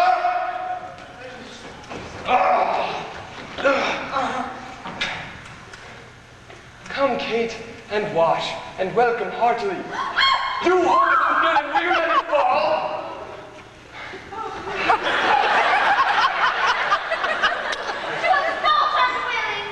A whoreson, beetle-headed, black-eared knave. Come, Kate, sit down. I know you have a stomach.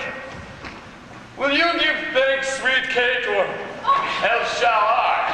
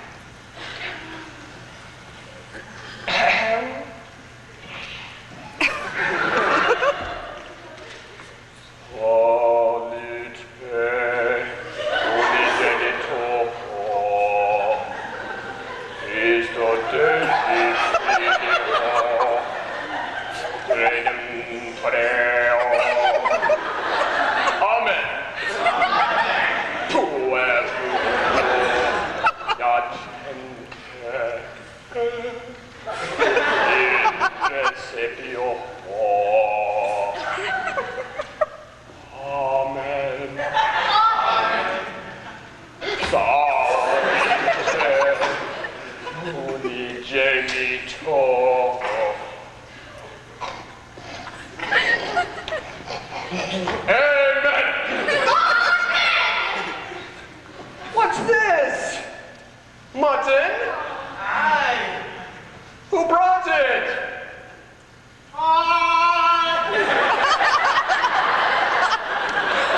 Tis burnt, and so is all the meat. What are these dogs? Where is the rascal cook? How durst you, villains, bring it from the dresser and serve it thus to me that loves it not? Take it away, treacherous cups and all.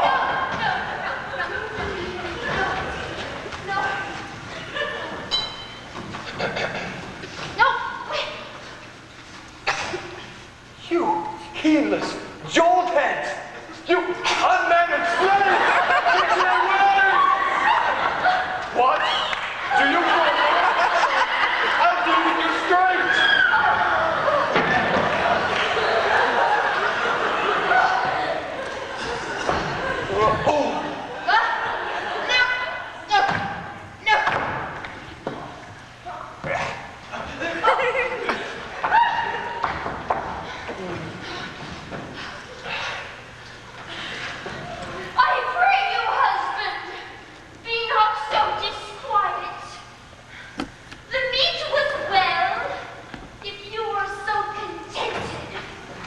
I tell thee, it was burnt and dried away, and I expressly am forbid to touch it, for it engenders choler, and planteth anger, and 'twere better that both of us did fast, as of ourselves are choleric, than to feed it with such over-roasted flesh. Be patient, tomorrow it shall be mended, and for this night we'll fast for company. Come, Kate. I bring thee to thy bridal chamber.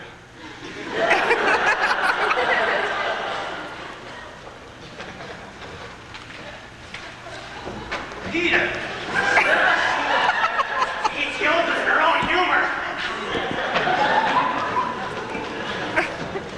Where is he? Oh! In the chamber, making a sermon upon You're not talking back to me. and raising swears great that she, soul, knows not which way to stand, to look, or to speak. And senses one new risen from a dream. Oh wait, where's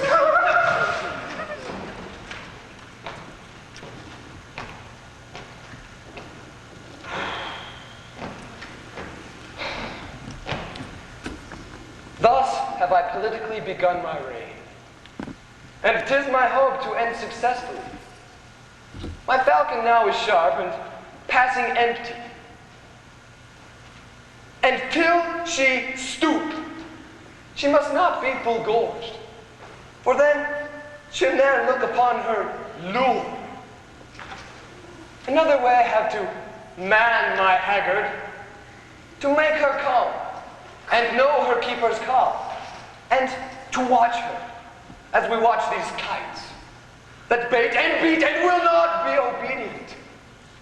She ate no meat today, nor none shall eat. Last night, she slept not. Tonight, she shall not. As with the meat, I'll find some undeserved fault about the making of the bed. And here I'll fling the pillow, this way the coverlet, that way the bolster, and this way the sheets. Aye, And amid this hurly, I intend that all shall be done in reverend care of her. And in conclusion, she shall watch all night. And if she should nod, I'll rail and I'll brawl, and with the clamor keep her still awake. This is the way to kill a wife with kindness. And thus I'll curb her mad and headstrong humor. If any man knows better how to tame a shrew, now let him speak.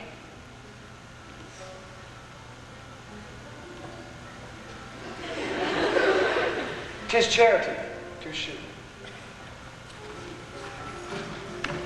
No? Don't fancy any other but Lucentio?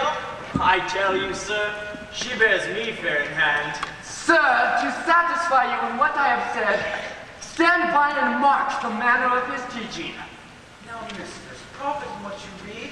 Let master read you first resolve me that. I read that I possess the art to love. And may you prove, sir, master of your art. Oh, you sweet dear mistress of my heart. Quick, Rosinas! Now tell me, I pray, you that does swear that your mistress Bianca loved none in the world so well as Signor Lucentio. Oh, despiteful love, unconstant womankind. I tell thee, Lydio, this is wonderful. Mistake no more. I am not Litio, nor a musician as I seem to be, but one that scorned to live in this disguise with such a one as leaves a gentleman and makes a god of such a cullion. No, sir, that I am called Hortensio. Signor Hortensio, I have often heard of your entire likeness to Bianca, and since mine eyes are witness of her likeness, I will with you, if you be so contented, forswear Bianca and her love forever. See how they kiss in court! Signor Lucentio, here is my hand, and here I firmly vow never to will her more. But do forswear as one unworthy all the former favors I have so fondly flattered her withal. And here I take the like unfeigned oath, never to marry with her, though she would entreat. Fie on her, see how beastly she hath caught him. Would all the world but he had been quite forsworn. Now for me, that I may surely keep mine oath, I will be married to a wealthy widow ere 3 days have passed, who has as long loved me as I have loved this proud, disdainful haggard. And so farewell, Signor Lucentio. Kindness in women, not their beauteous looks, shall win my love. And so I take my leave in resolution as I swore before. Mistress Bianca, blessed with such graces, longeth to a lover's blessed case. Nay, I have taken you napping, gentle love, and have forsworn you with Hortensio. Tranio, you jest, but have you both forsworn me? Mistress, we have. And we are rid of Lydio. Aye, and he'll have a lusty widow now that shall be wooed and wedded in a day. God give him joy. Aye, he'll tame her. He says so, Tranio. Aye, he has gone into the taming school. The taming school, what? Is there such a place? Faith, mistress, and Petruchio is the master. That teacheth tricks 11 and 20 long, to tame a shrew and charm her chattering tongue. Master, master! I have watched so long that I am dog-weary, but at last I spied an ancient angel coming down the hill. What is he, Biandello? Master, a servant or a pedant, I know not what, but formal in apparel, in a gait and countenance surely like a father. Now what's up him, Tranio? If he be credulous and trust my tale, I'll make him glad to see Vincentio, and give assurance to Baptista of greater sums that I promised. So shall you take in your love and then let me alone. So we know if we were to... God save you, sir. And you, sir, you are welcome. Shall we far on, or are you at the farthest? At the farthest for a week or two, but then at farthest as far as Rome, and so to triply if God lend me life. What countryman, I pray? Up Hooper. Of Hooper, sir. Marry, God forbid, and travel to Padua careless of your life. Of my life, sir, how I pray, for that goes hard. 'Tis death for him and Hooper to come to Padua. Know you not the cause? Your ships are stayed at Venice, and the Duke for private quarrel twixt your Duke and him hath published and proclaimed it openly. 'Tis marvel but that you're but newly come, or else you might have heard it else proclaimed about. Alas, sir, it is worse for me than so, for I have bills for money exchange for Florence and must here deliver them. Well, sir, to do you courtesy, this will I do and this I advise you. First, have you ever been at Pisa?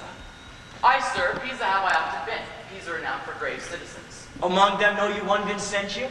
I know him not, but I have heard of him. A merchant of incomparable wealth. He is my father, sir, and sooth to say, in countenance does somewhat resemble you. As much as an apple doth an oyster, and all one. And to save your life in this extremity, this will I do you for his sake. And think it not the worst of your fortunes, that you are like your servant sent you. His name and credit shall you undertake, and in my house you shall be friendly lodged. Look that you take upon you as you should. You understand me, sir. So shall you stay in this city till your business is done. If this be courtesy, sir, accept of it. Oh, sir, I do, and will repute you the patron of my life and liberty. Then go with me to make the matter good. But this, by the way, I'll let you understand. My father is here looked for every day to pass assurance of dower and marriage twixt me and one Baptista's daughter. In all these circumstances, I'll instruct you. Go with me to Collier as becomes you. I dare not for my life! The more my wrong, the more his spite appears. What, did he marry me to famish me? Beggars that come unto my father's door upon entreaty have a present alms. If not, elsewhere they are met with charity. But I, who never knew how to entreat, nor never needed that I should entreat, am starved for meat, giddy for lack of sleep, with all kept waking and with brawling fed. And that which spites me more than all these wants is that he does it under the name of perfect love, as who should say, if I should sleep or eat, 'twere deadly sickness, or else present day. I prithee go and get me some repast.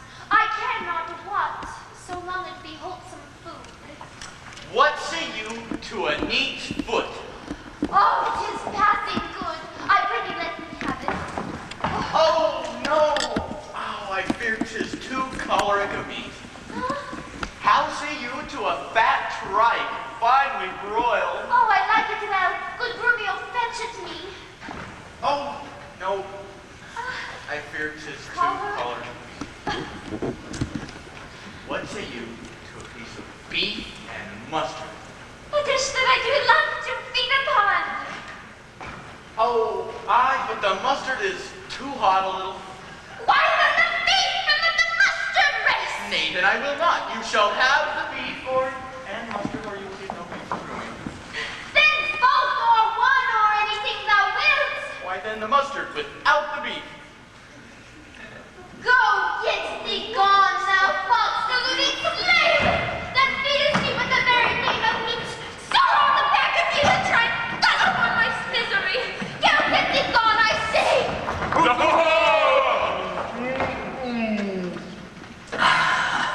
How fares my cake? What? Beating all the mort? Mistress, what cheer? Faith, as cold as it can be.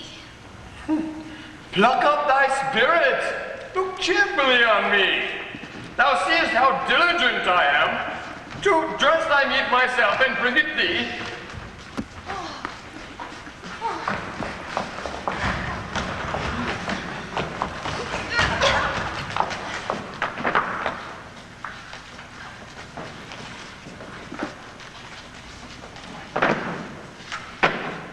I am sure, sweet Kate, this kindness merits thanks.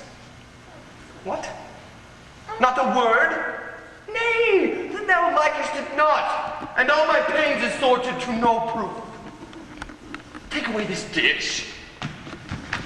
I pray you, let it stand. The poorest service is paid with thanks, and so shall mine before you touch the meat. Oh, I thank you, sir. Signor Petruchio, fie, you are to blame. Come, Mistress Kate, I'll bear you company. Eat it up all, Hortensio, if thou lovest me. Much good do it unto thy gentle heart, sweet Kate. Eat apace.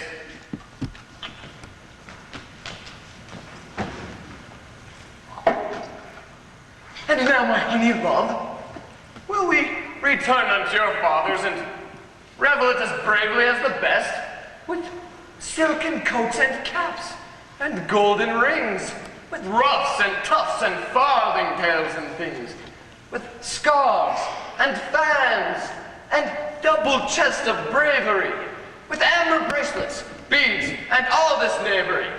What? Hast thou dined? The tailor stays thy leisure to deck thy body with his ruffling treasure. Come, tailor, let us see these ornaments. Lay forth the gown. Oh, What news with you, madam? here is the cap your worship did speak.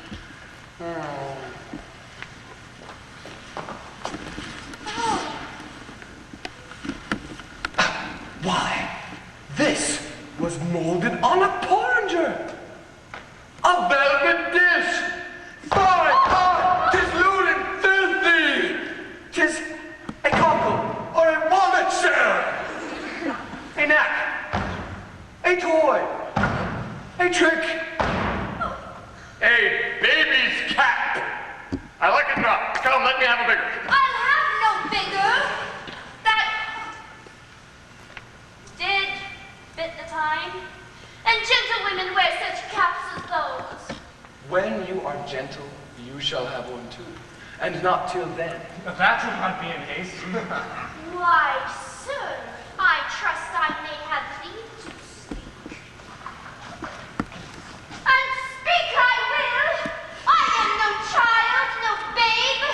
Your betters have endured me, say my mind, and if you cannot best, you stop your ears.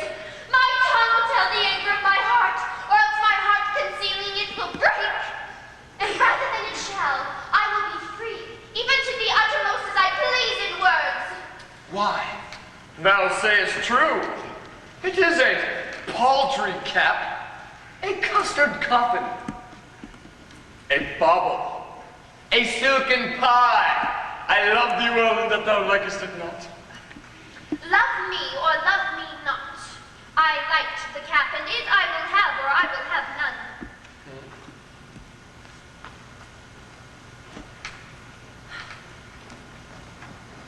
Thy gown? Why, aye, come, tailor, let us sit. Oh, mercy. What masking stuff is here? What's this? A sleeve? 'Tis like a demi-cannon. Why, up and down carved like to an apple tart. Here snip, and knit, and cut, and slish, and slash, like to a censer in a barber's shop. Why, what a devil's name, tailor, callest thou that? I see she's likely to have neither cap nor gown. You bid me make it orderly and well, according to the fashion and time. Marry and did. But if you be remembered, I did not bid you more into the time. Go hop me over every kennel home, madam, for you shall hop without my custom. I like it not, hence make your best of it. I never saw a more fashionable gown. More quaint, nor pleasing, nor more commendable. Belike you mean to make a puppet of me. Why, true. She means to make a puppet of thee. No, she says you mean to make a puppet of her. Oh, monstrous arrogance! Thou liest. Thou thread, thou thimble, thou yard, 3/4, half yard, quarter nail. Thou flea, thou nit, thou winter cricket, thou, braved in mine own house with a skein of thread. Away, thou rag, thou quantity, thou remnant, or I shall so bemeet thee with thy yard, as you shall think on prating, whilst thou livest. I tell thee, that thou hast marred her gown. Your worship is deceived. The gown is made just as my master had direction. Gremio gave me orders how it should be done. I gave her no order. I gave her the stuff. But how did you request it have it made? Marry ma'am with needle and thread. But did you not ask to have it cut? You have faced many men? I have. Face not me. You have braved many things. brave not me. I will neither be base nor brave. I say unto thee, I bid thy master cut out the gown. But I did not bid him cut it to pieces. Ergo thou liest. Here's the note of fashion to testify. The note lies in her throat if she say I said so. Read it. Loose-bodied gown. Master, if ever I said a loose-bodied gown, sew me up in the skirts of it and beat me to death with a bottom of brown thread. I said a gown. Proceed. A small compassed cape. I confess the cape. With a trunk sleeve. I confess 2 sleeves. The sleeves curiously cut. Aye. There's the villainy. Error I the bill, sir. Error I the bill. I commanded the sleeves be cut out and sewed up again. And that I'll prove upon thee, though thy little finger be armed in a thimble. This is true that I say, and I have the place where thou shouldst know it. I am for thee straight. Take thou the bill, give me thy maiden yard, and spare not me. God have mercy, Gremio. Then she shall have no odds. Well, to be brief, madam, the gown is not for me.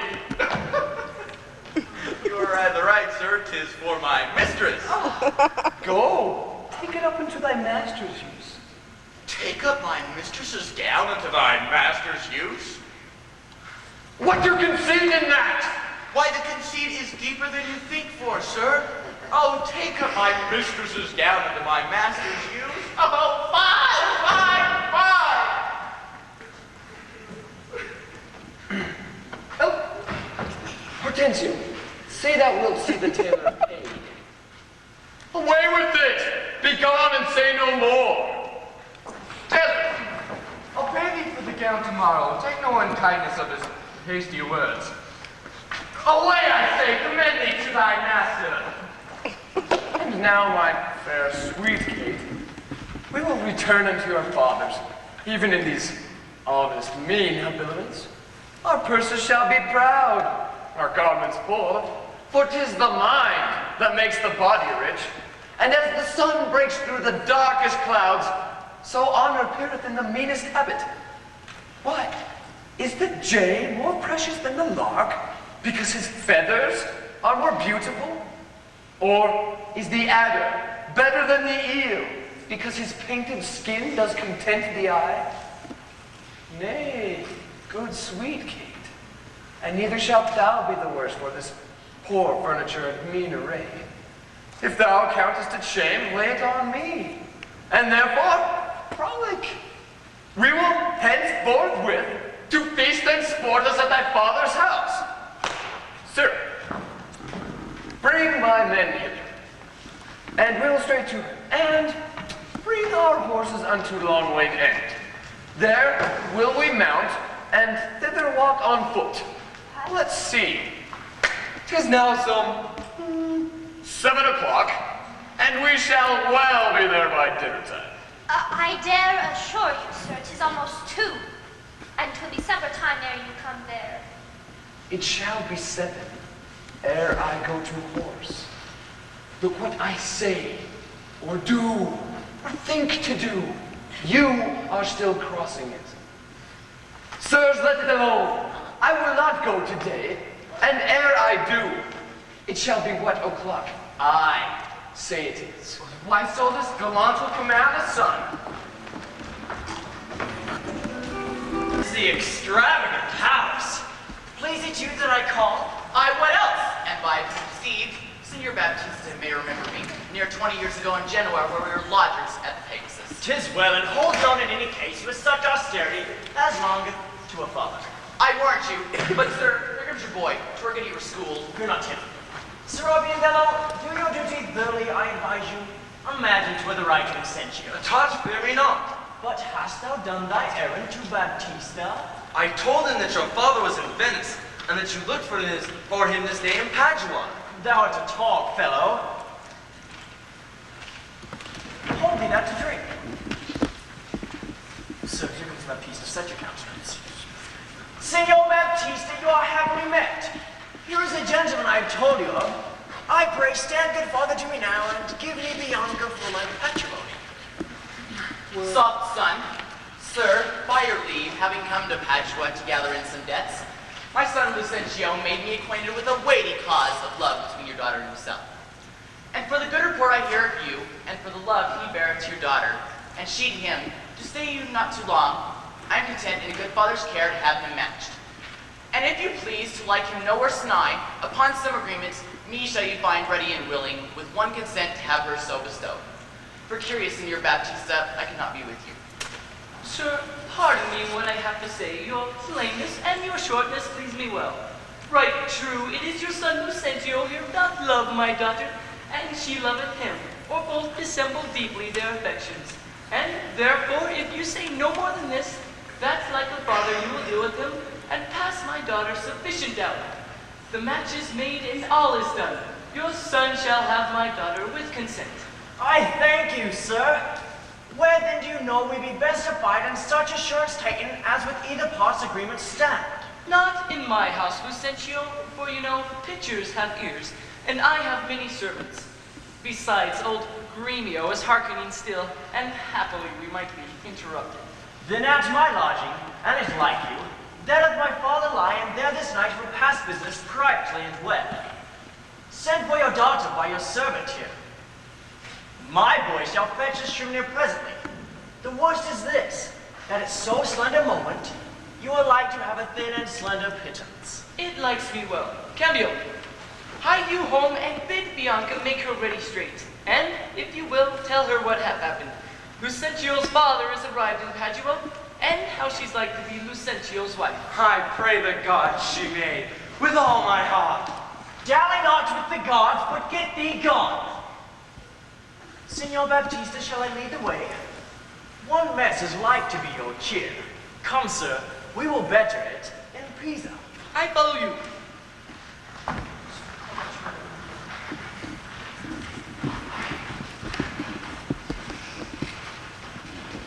Cambio! What sayest thou, Biondello? You saw my master winking up upon you. Biondello, what of that? The faith, but nothing has left me here behind to expound on the meanings and morals of his signs and tokens. I pray thee, moralize them. Then thus Baptista is safe, talking with a deceiving father of a deceitful son. And what of him? His daughter is to be brought by you to the supper. And then? The priest at Old St. Luke's Church will be at your command at all hours. And what of all this? I cannot tell, except they are busied about a counterfeit assurance. Take assurance in her, to the church. Take the priest, the clerk, and some unsufficient witnesses. But if this be not what you look for, well, then I have nothing more to say. But bid Bianca farewell, forever and a day. Hearest thou, Biondello? I cannot tarry.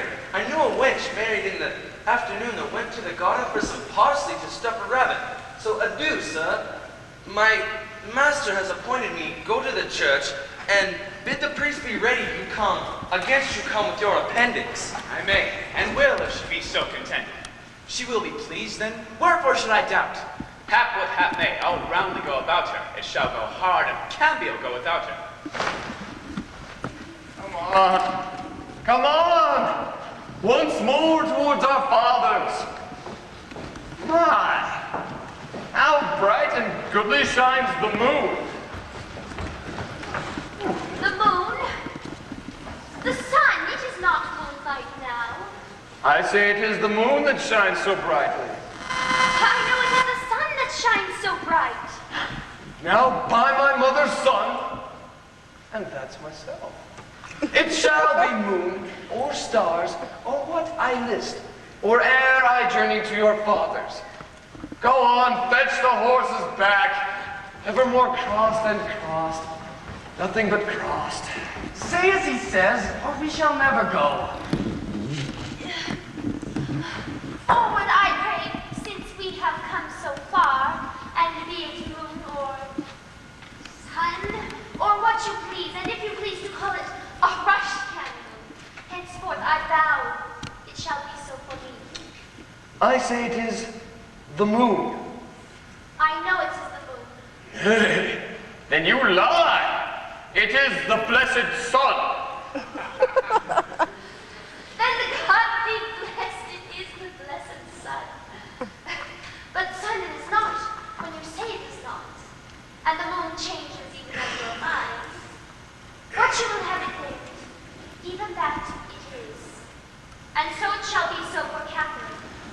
Petruchio, go thy ways, that field is won. Well, forward, forward. Whilst the ball should run. And not unluckily against the bias. But soft, company comes here. Fair, gentle mistress, where away? Tell me, Kate, and tell me truly, hast thou beheld a fresher, gentle woman? Such war of white and red within her cheeks. What stars do spangle heaven with such beauty, as those two eyes do become that heavenly face? Once more, fair, lovely maiden, good day to thee. Sweet Kate, embrace her for her beauty's sake. You will make a man mad to make the woman of him.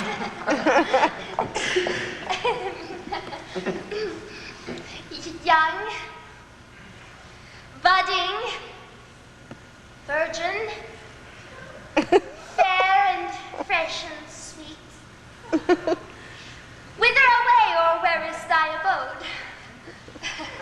Happy the parents of so fair a child. Happier the man whom favorable stars allocts thee for his lovely bedfellow. Why, how now, Kate? I hope thou hast not gone mad. This is a man, old, wrinkled, faded, withered, and not a maiden as thou sayest he is. Oh, pardon, father, my mistaking eyes that have been so bedazzled by the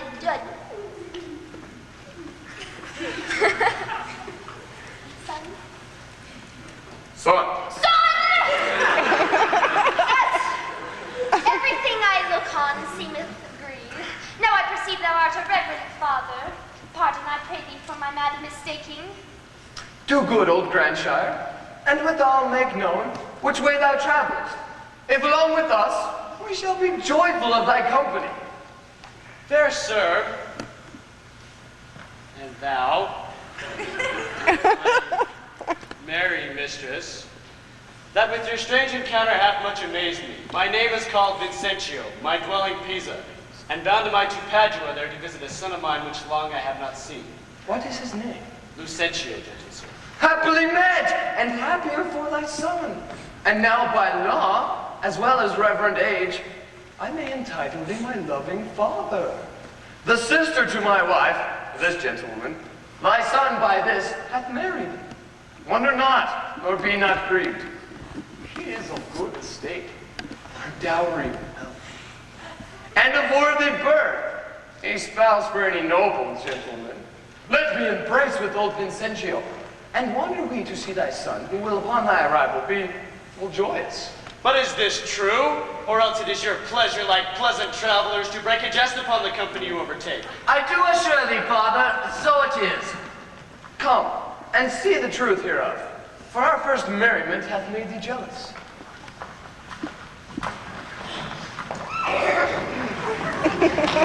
Well, Petruchio, this has put me in heart. Have to my widow, and if she be froward, then hast thou not taught Hortensio to be untoward. Sir, for the priest awaits. I fly, Bianca, but they may chance me at home. Therefore, leave us. Aye, sir. I'll see the church at your back and return to my masses as soon as I can. I marvel Gremio comes not all this while. Tarry this way. Tarry this way. Here's the door. This is Lucentio's house. My father's bears more towards the marketplace. Thither must I, and here I leave you, sir. You shall not choose but drink before you go. I think I shall command your welcome here, and by all likelihood, some cheers to it. Lucentio! Lucentio! They're busy within. You were best yell louder. Lucentio! Are you within? What's needed, fellows, is he would blow down the door. Is Senor Lucentio within, sir? He's within, sir, but not to be spoken withal. What if the man brings the 100 pound or two to make good with all? Keep your 100 pounds to yourself. He shall need none so long as I live. I told you your son was well beloved in Padua. Do you hear, sir? And leaving frivolous circumstances, I charge thee, tell that Lucentio that his father is here from Pisa, at the door to speak with him. Thou liest. His father's here looking over the rail. Art thou his father? Aye, sir, so his mother says, if I may believe her. Why, how now, gentlemen? Why, this is flat knavery to take upon you another man's name. Lay hands on the villain. I believe he needs to cousin somebody under my countenance. I have seen them in the church. Good shipping. But alas, who is here? My old worshipful master Lucentio. Now we are all undone and brought to nothing. Come hither, crackhead. I hope I may choose, sir. Come hither, you rogue. What, have you forgotten me? Forgotten you? Oh, I know, sir. But I have never seen you before in all my life. What? You notorious villain! Hast thou never seen thy master's father, Lucentio? My own worshipful master? Yes, very, sir. See where he looks at you on the rail? Yes, sir. There's a madman in the man of me! Help in your Baptista. Help, son. Prithee, Kate, let's stand aside and see the end of this controversy. Sir, what are you that offer to beat my servant? What am I, sir? Nay, what are you, sir? A velvet hose, a scarlet cloak?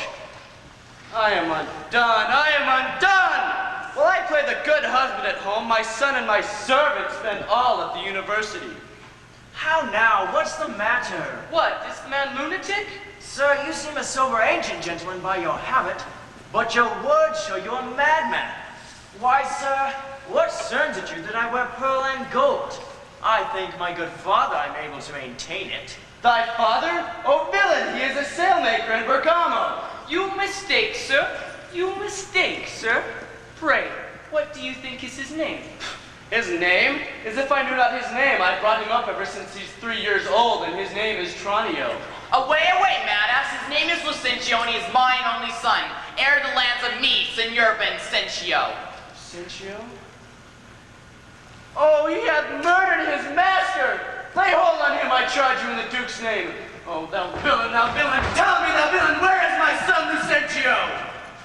Call forth an officer! Officer? Carry this mad knave to the jail. Father Baptista, I charge you see that he be forthcoming. Carry me to the jail? Stay, officer. He shall not go to prison. Talk not, Senor Gremio. I say he shall go to prison. Take heed, Senor Baptista, lest you be codicast in this business. I dare swear this is the right Lucentio. Swear if thou darest. Nay, I dare not swear it. Then thou would best say that I am not Lucentio? Yes, I know thee to be Sir Lucentio. Away with the daughter to the jail. The strangers may be held and abused. Oh, monstrous villain! Oh, we are spoiled. And yonder he is, denying for swear where we are all undone. Pardon, dear father. Lives my sweet son? Pardon, dear father. How hast thou offended? Where is Lucentio? Here's Lucentio, right son to the right Lucentio, that hath by marriage made thy daughter mine, while counterfeit supposes bleared thine eye. Here's backing, with a witness to deceive us all. Where's that damned villain Tranio that faced and braved me in this matter so? Why, tell me, is this not my Gremio? Cambio was changed into Lucentio. Love wrought these miracles. Bianca's love made me exchange my state with Tranio, while he did bear my countenance in the town. And happily I arrived into the wished haven of my bliss. What Tranio did, myself enforced him to. Then pardon him, sweet father, for my sake. I'll slit the villain's nose that would have sent me to the jail. Why, do you hear, sir? Have you married my daughter without asking my goodwill? Fear not, Baptista, we will content you. Go to, but I will aim to be revenged for this villainy. And I to sound the depth of this knavery. Look not, Bianca, thy father will not frown.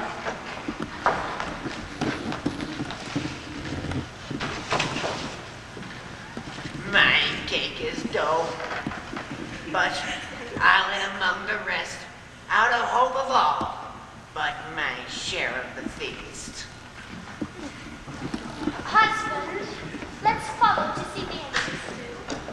First, kiss me, Kate, and we will. What? In the midst of the street?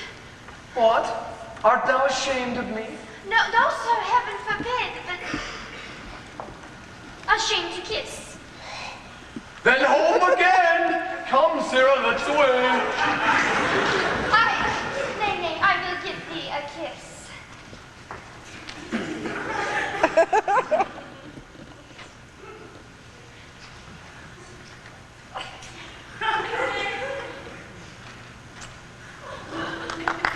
Now pray thee, love, stay. Is this not well? Come, Kate. 'Twere better once than never, for never too late.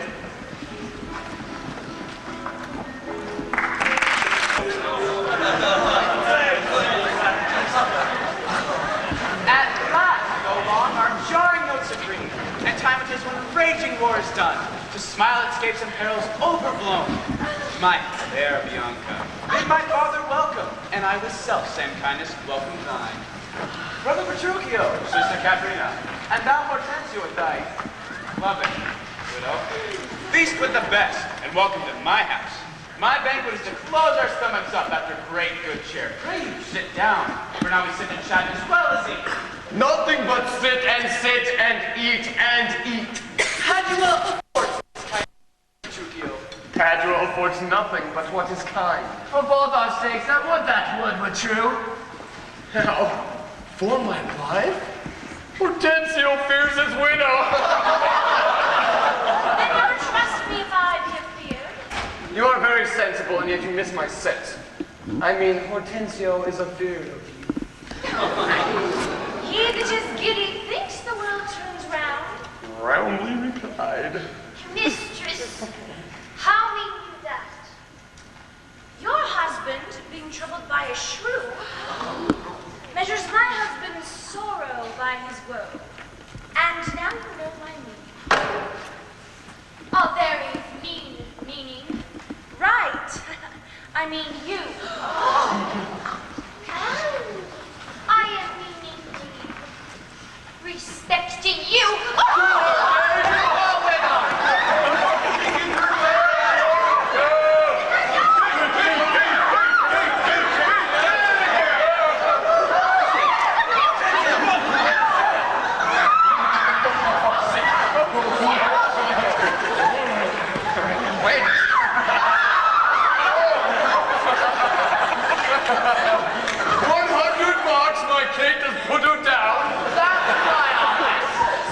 Like an officer. After thee, lad. How like three of these quick-witted folks. Believe me, sir, they butt together well. Head and butt. And hasty-witted body would say your head and butt were head and horn. Aye, Mistress Bride, hath that awakened you? Aye, but not frightened me, therefore I'll sleep again. Nay, that you shall not. And since you have begun, have at you for a bit of jest or two. Am I your bird? I mean to shift my bush and then pursue me as you draw your bow. You are welcome, all. She has prevented me. Tranio, this bird you shot at, though you hit her not. Therefore, a health to all that shot and missed. That Lucentio slit me like his greyhound, which runneth himself and catches for his master. A good swift simile, but something crush. 'Tis well you hunted for yourself. 'Tis thought your deer doth hold you at bay. Petruchio! Tranio hits you now. I thank thee for that good Tranio. Confess. Have he not hit you here? I confess, he has a little galled me. But 'tis 10 to 1. The jest did glance off me, and maim you two outright. Now, in good sadness, son Petruchio, I think that thou hast the veriest shrew of all. I say no. And therefore, for assurance, let every man send unto his wife, and he whose wife is most obedient, to come when he shall first send for her, shall win the wager we will propose. Content. What's the wager? 20 crowns. 20 crowns? I'll venture so much on my hawk or hound. But 20 times that upon my wife. 100 then. Content. A match. 'Tis done. Who shall begin? That will I. Go, Biondello. Bid your mistress come to me. I go. Son, I'll be your half. Bianca comes. I'll have no halves. I'll bear it know myself.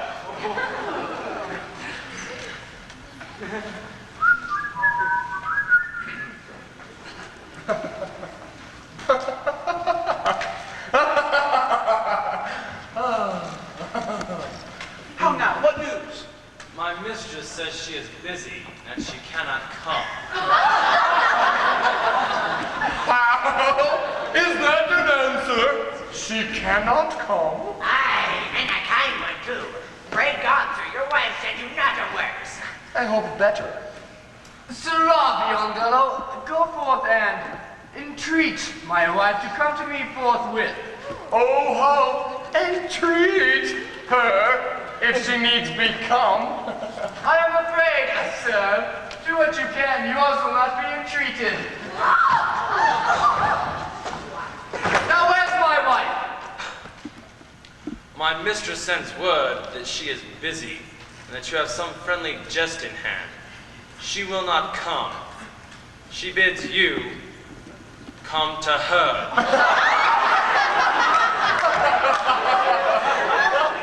Worse and worse! Oh, vile, intolerable, not to be endured! Gremio, send forth unto thy mistress. Tell her I command her to come to me. I know her answer. What? She will not. The fouler fortune mine, and there an end. Now by my holydom! Here comes Katherine!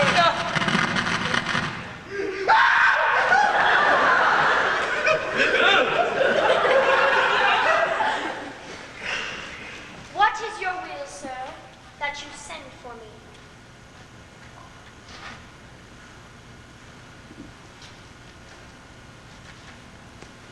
Where is your sister and Hortensio's wife? They sit conferring by the parlor fire. Go, bring them hither. If they deny to come, swinge me them soundly forth unto their husbands. Go, bring them hither straight. Here is a wonder if you talk of a wonder. And so it is. I wonder what it bodes. Merry, peace it bodes, and love, and quiet life, and awful rule, and right supremacy. But to be short, what's not this sweet and happy? Now fair befall thee, good Petruchio. The wager thou hast won, and unto their losses I will add 20,000 crowns. Another dower for another daughter. She is changed as never been before. Nay, I will win my wager better yet, and show more sign of her obedience, her new-built virtue and obedience.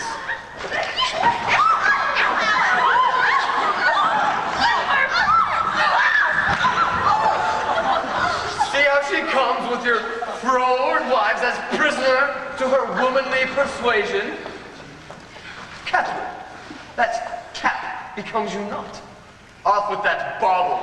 Throw it underfoot.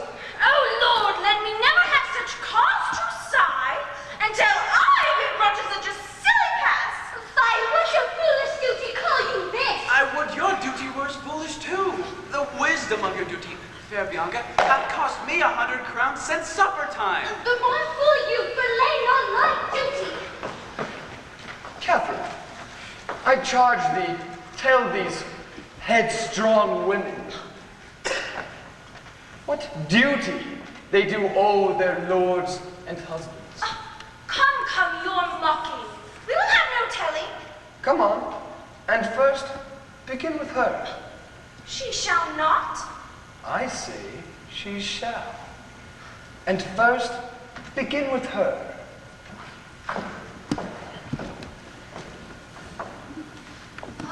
Fie.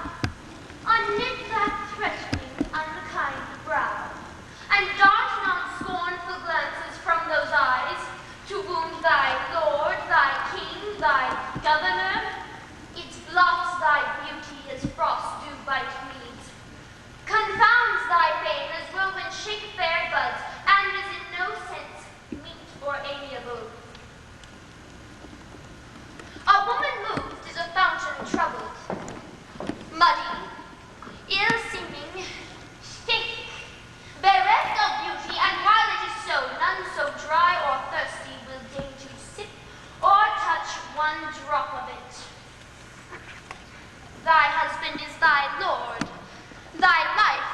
keeper, thy head, thy sovereign, one that cares for thee, and for thy maintenance commits his body to painful labor both by sea and land, to watch the night in storms and day in cold, whilst thou liest warm at home, secure and safe, and craves no other tribute at thy hands than love, fair looks, and true obedience. Too little payment for so great a debt. And when she is froward, peevish, sullen, sour, and not obedient to his honest will, what is she but a foul, contempting, rebel, and graceless traitor to her loving lord? I am ashamed that women are so simple, to offer war when they should kneel for peace, or seek for rule, supremacy, and sway when they are bound to serve, love, and obey. Why, when our bodies are soft and weak and smooth, unapt to toil or trouble in the world, but that our soft conditions and our hearts should well agree with our external parts? Come, you froward and enable worms. My mind hath been as big as one of yours, my heart is great, my reason hath me more.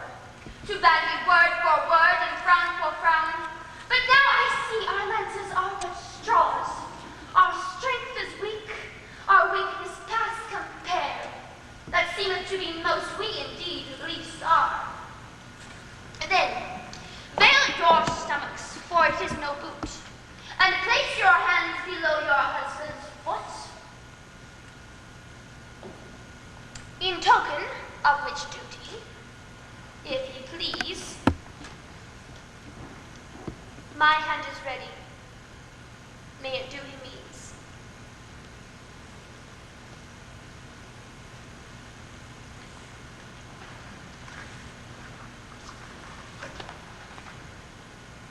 Why, there's a wench. Come on and kiss me, Kate.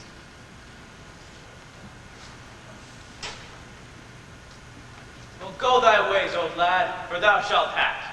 'Tis a good hearing when children are toward, but a harsh hearing when women are froward. Now, go thy ways. Thou hast tamed a cursed shrew. 'Tis a wonder, by your leave, she will be tamed so. Come, Kate, let's to bed. We three are married, you two are sped. 'Twas I won the wager, though you hit the white. And being a winner, God give you good night.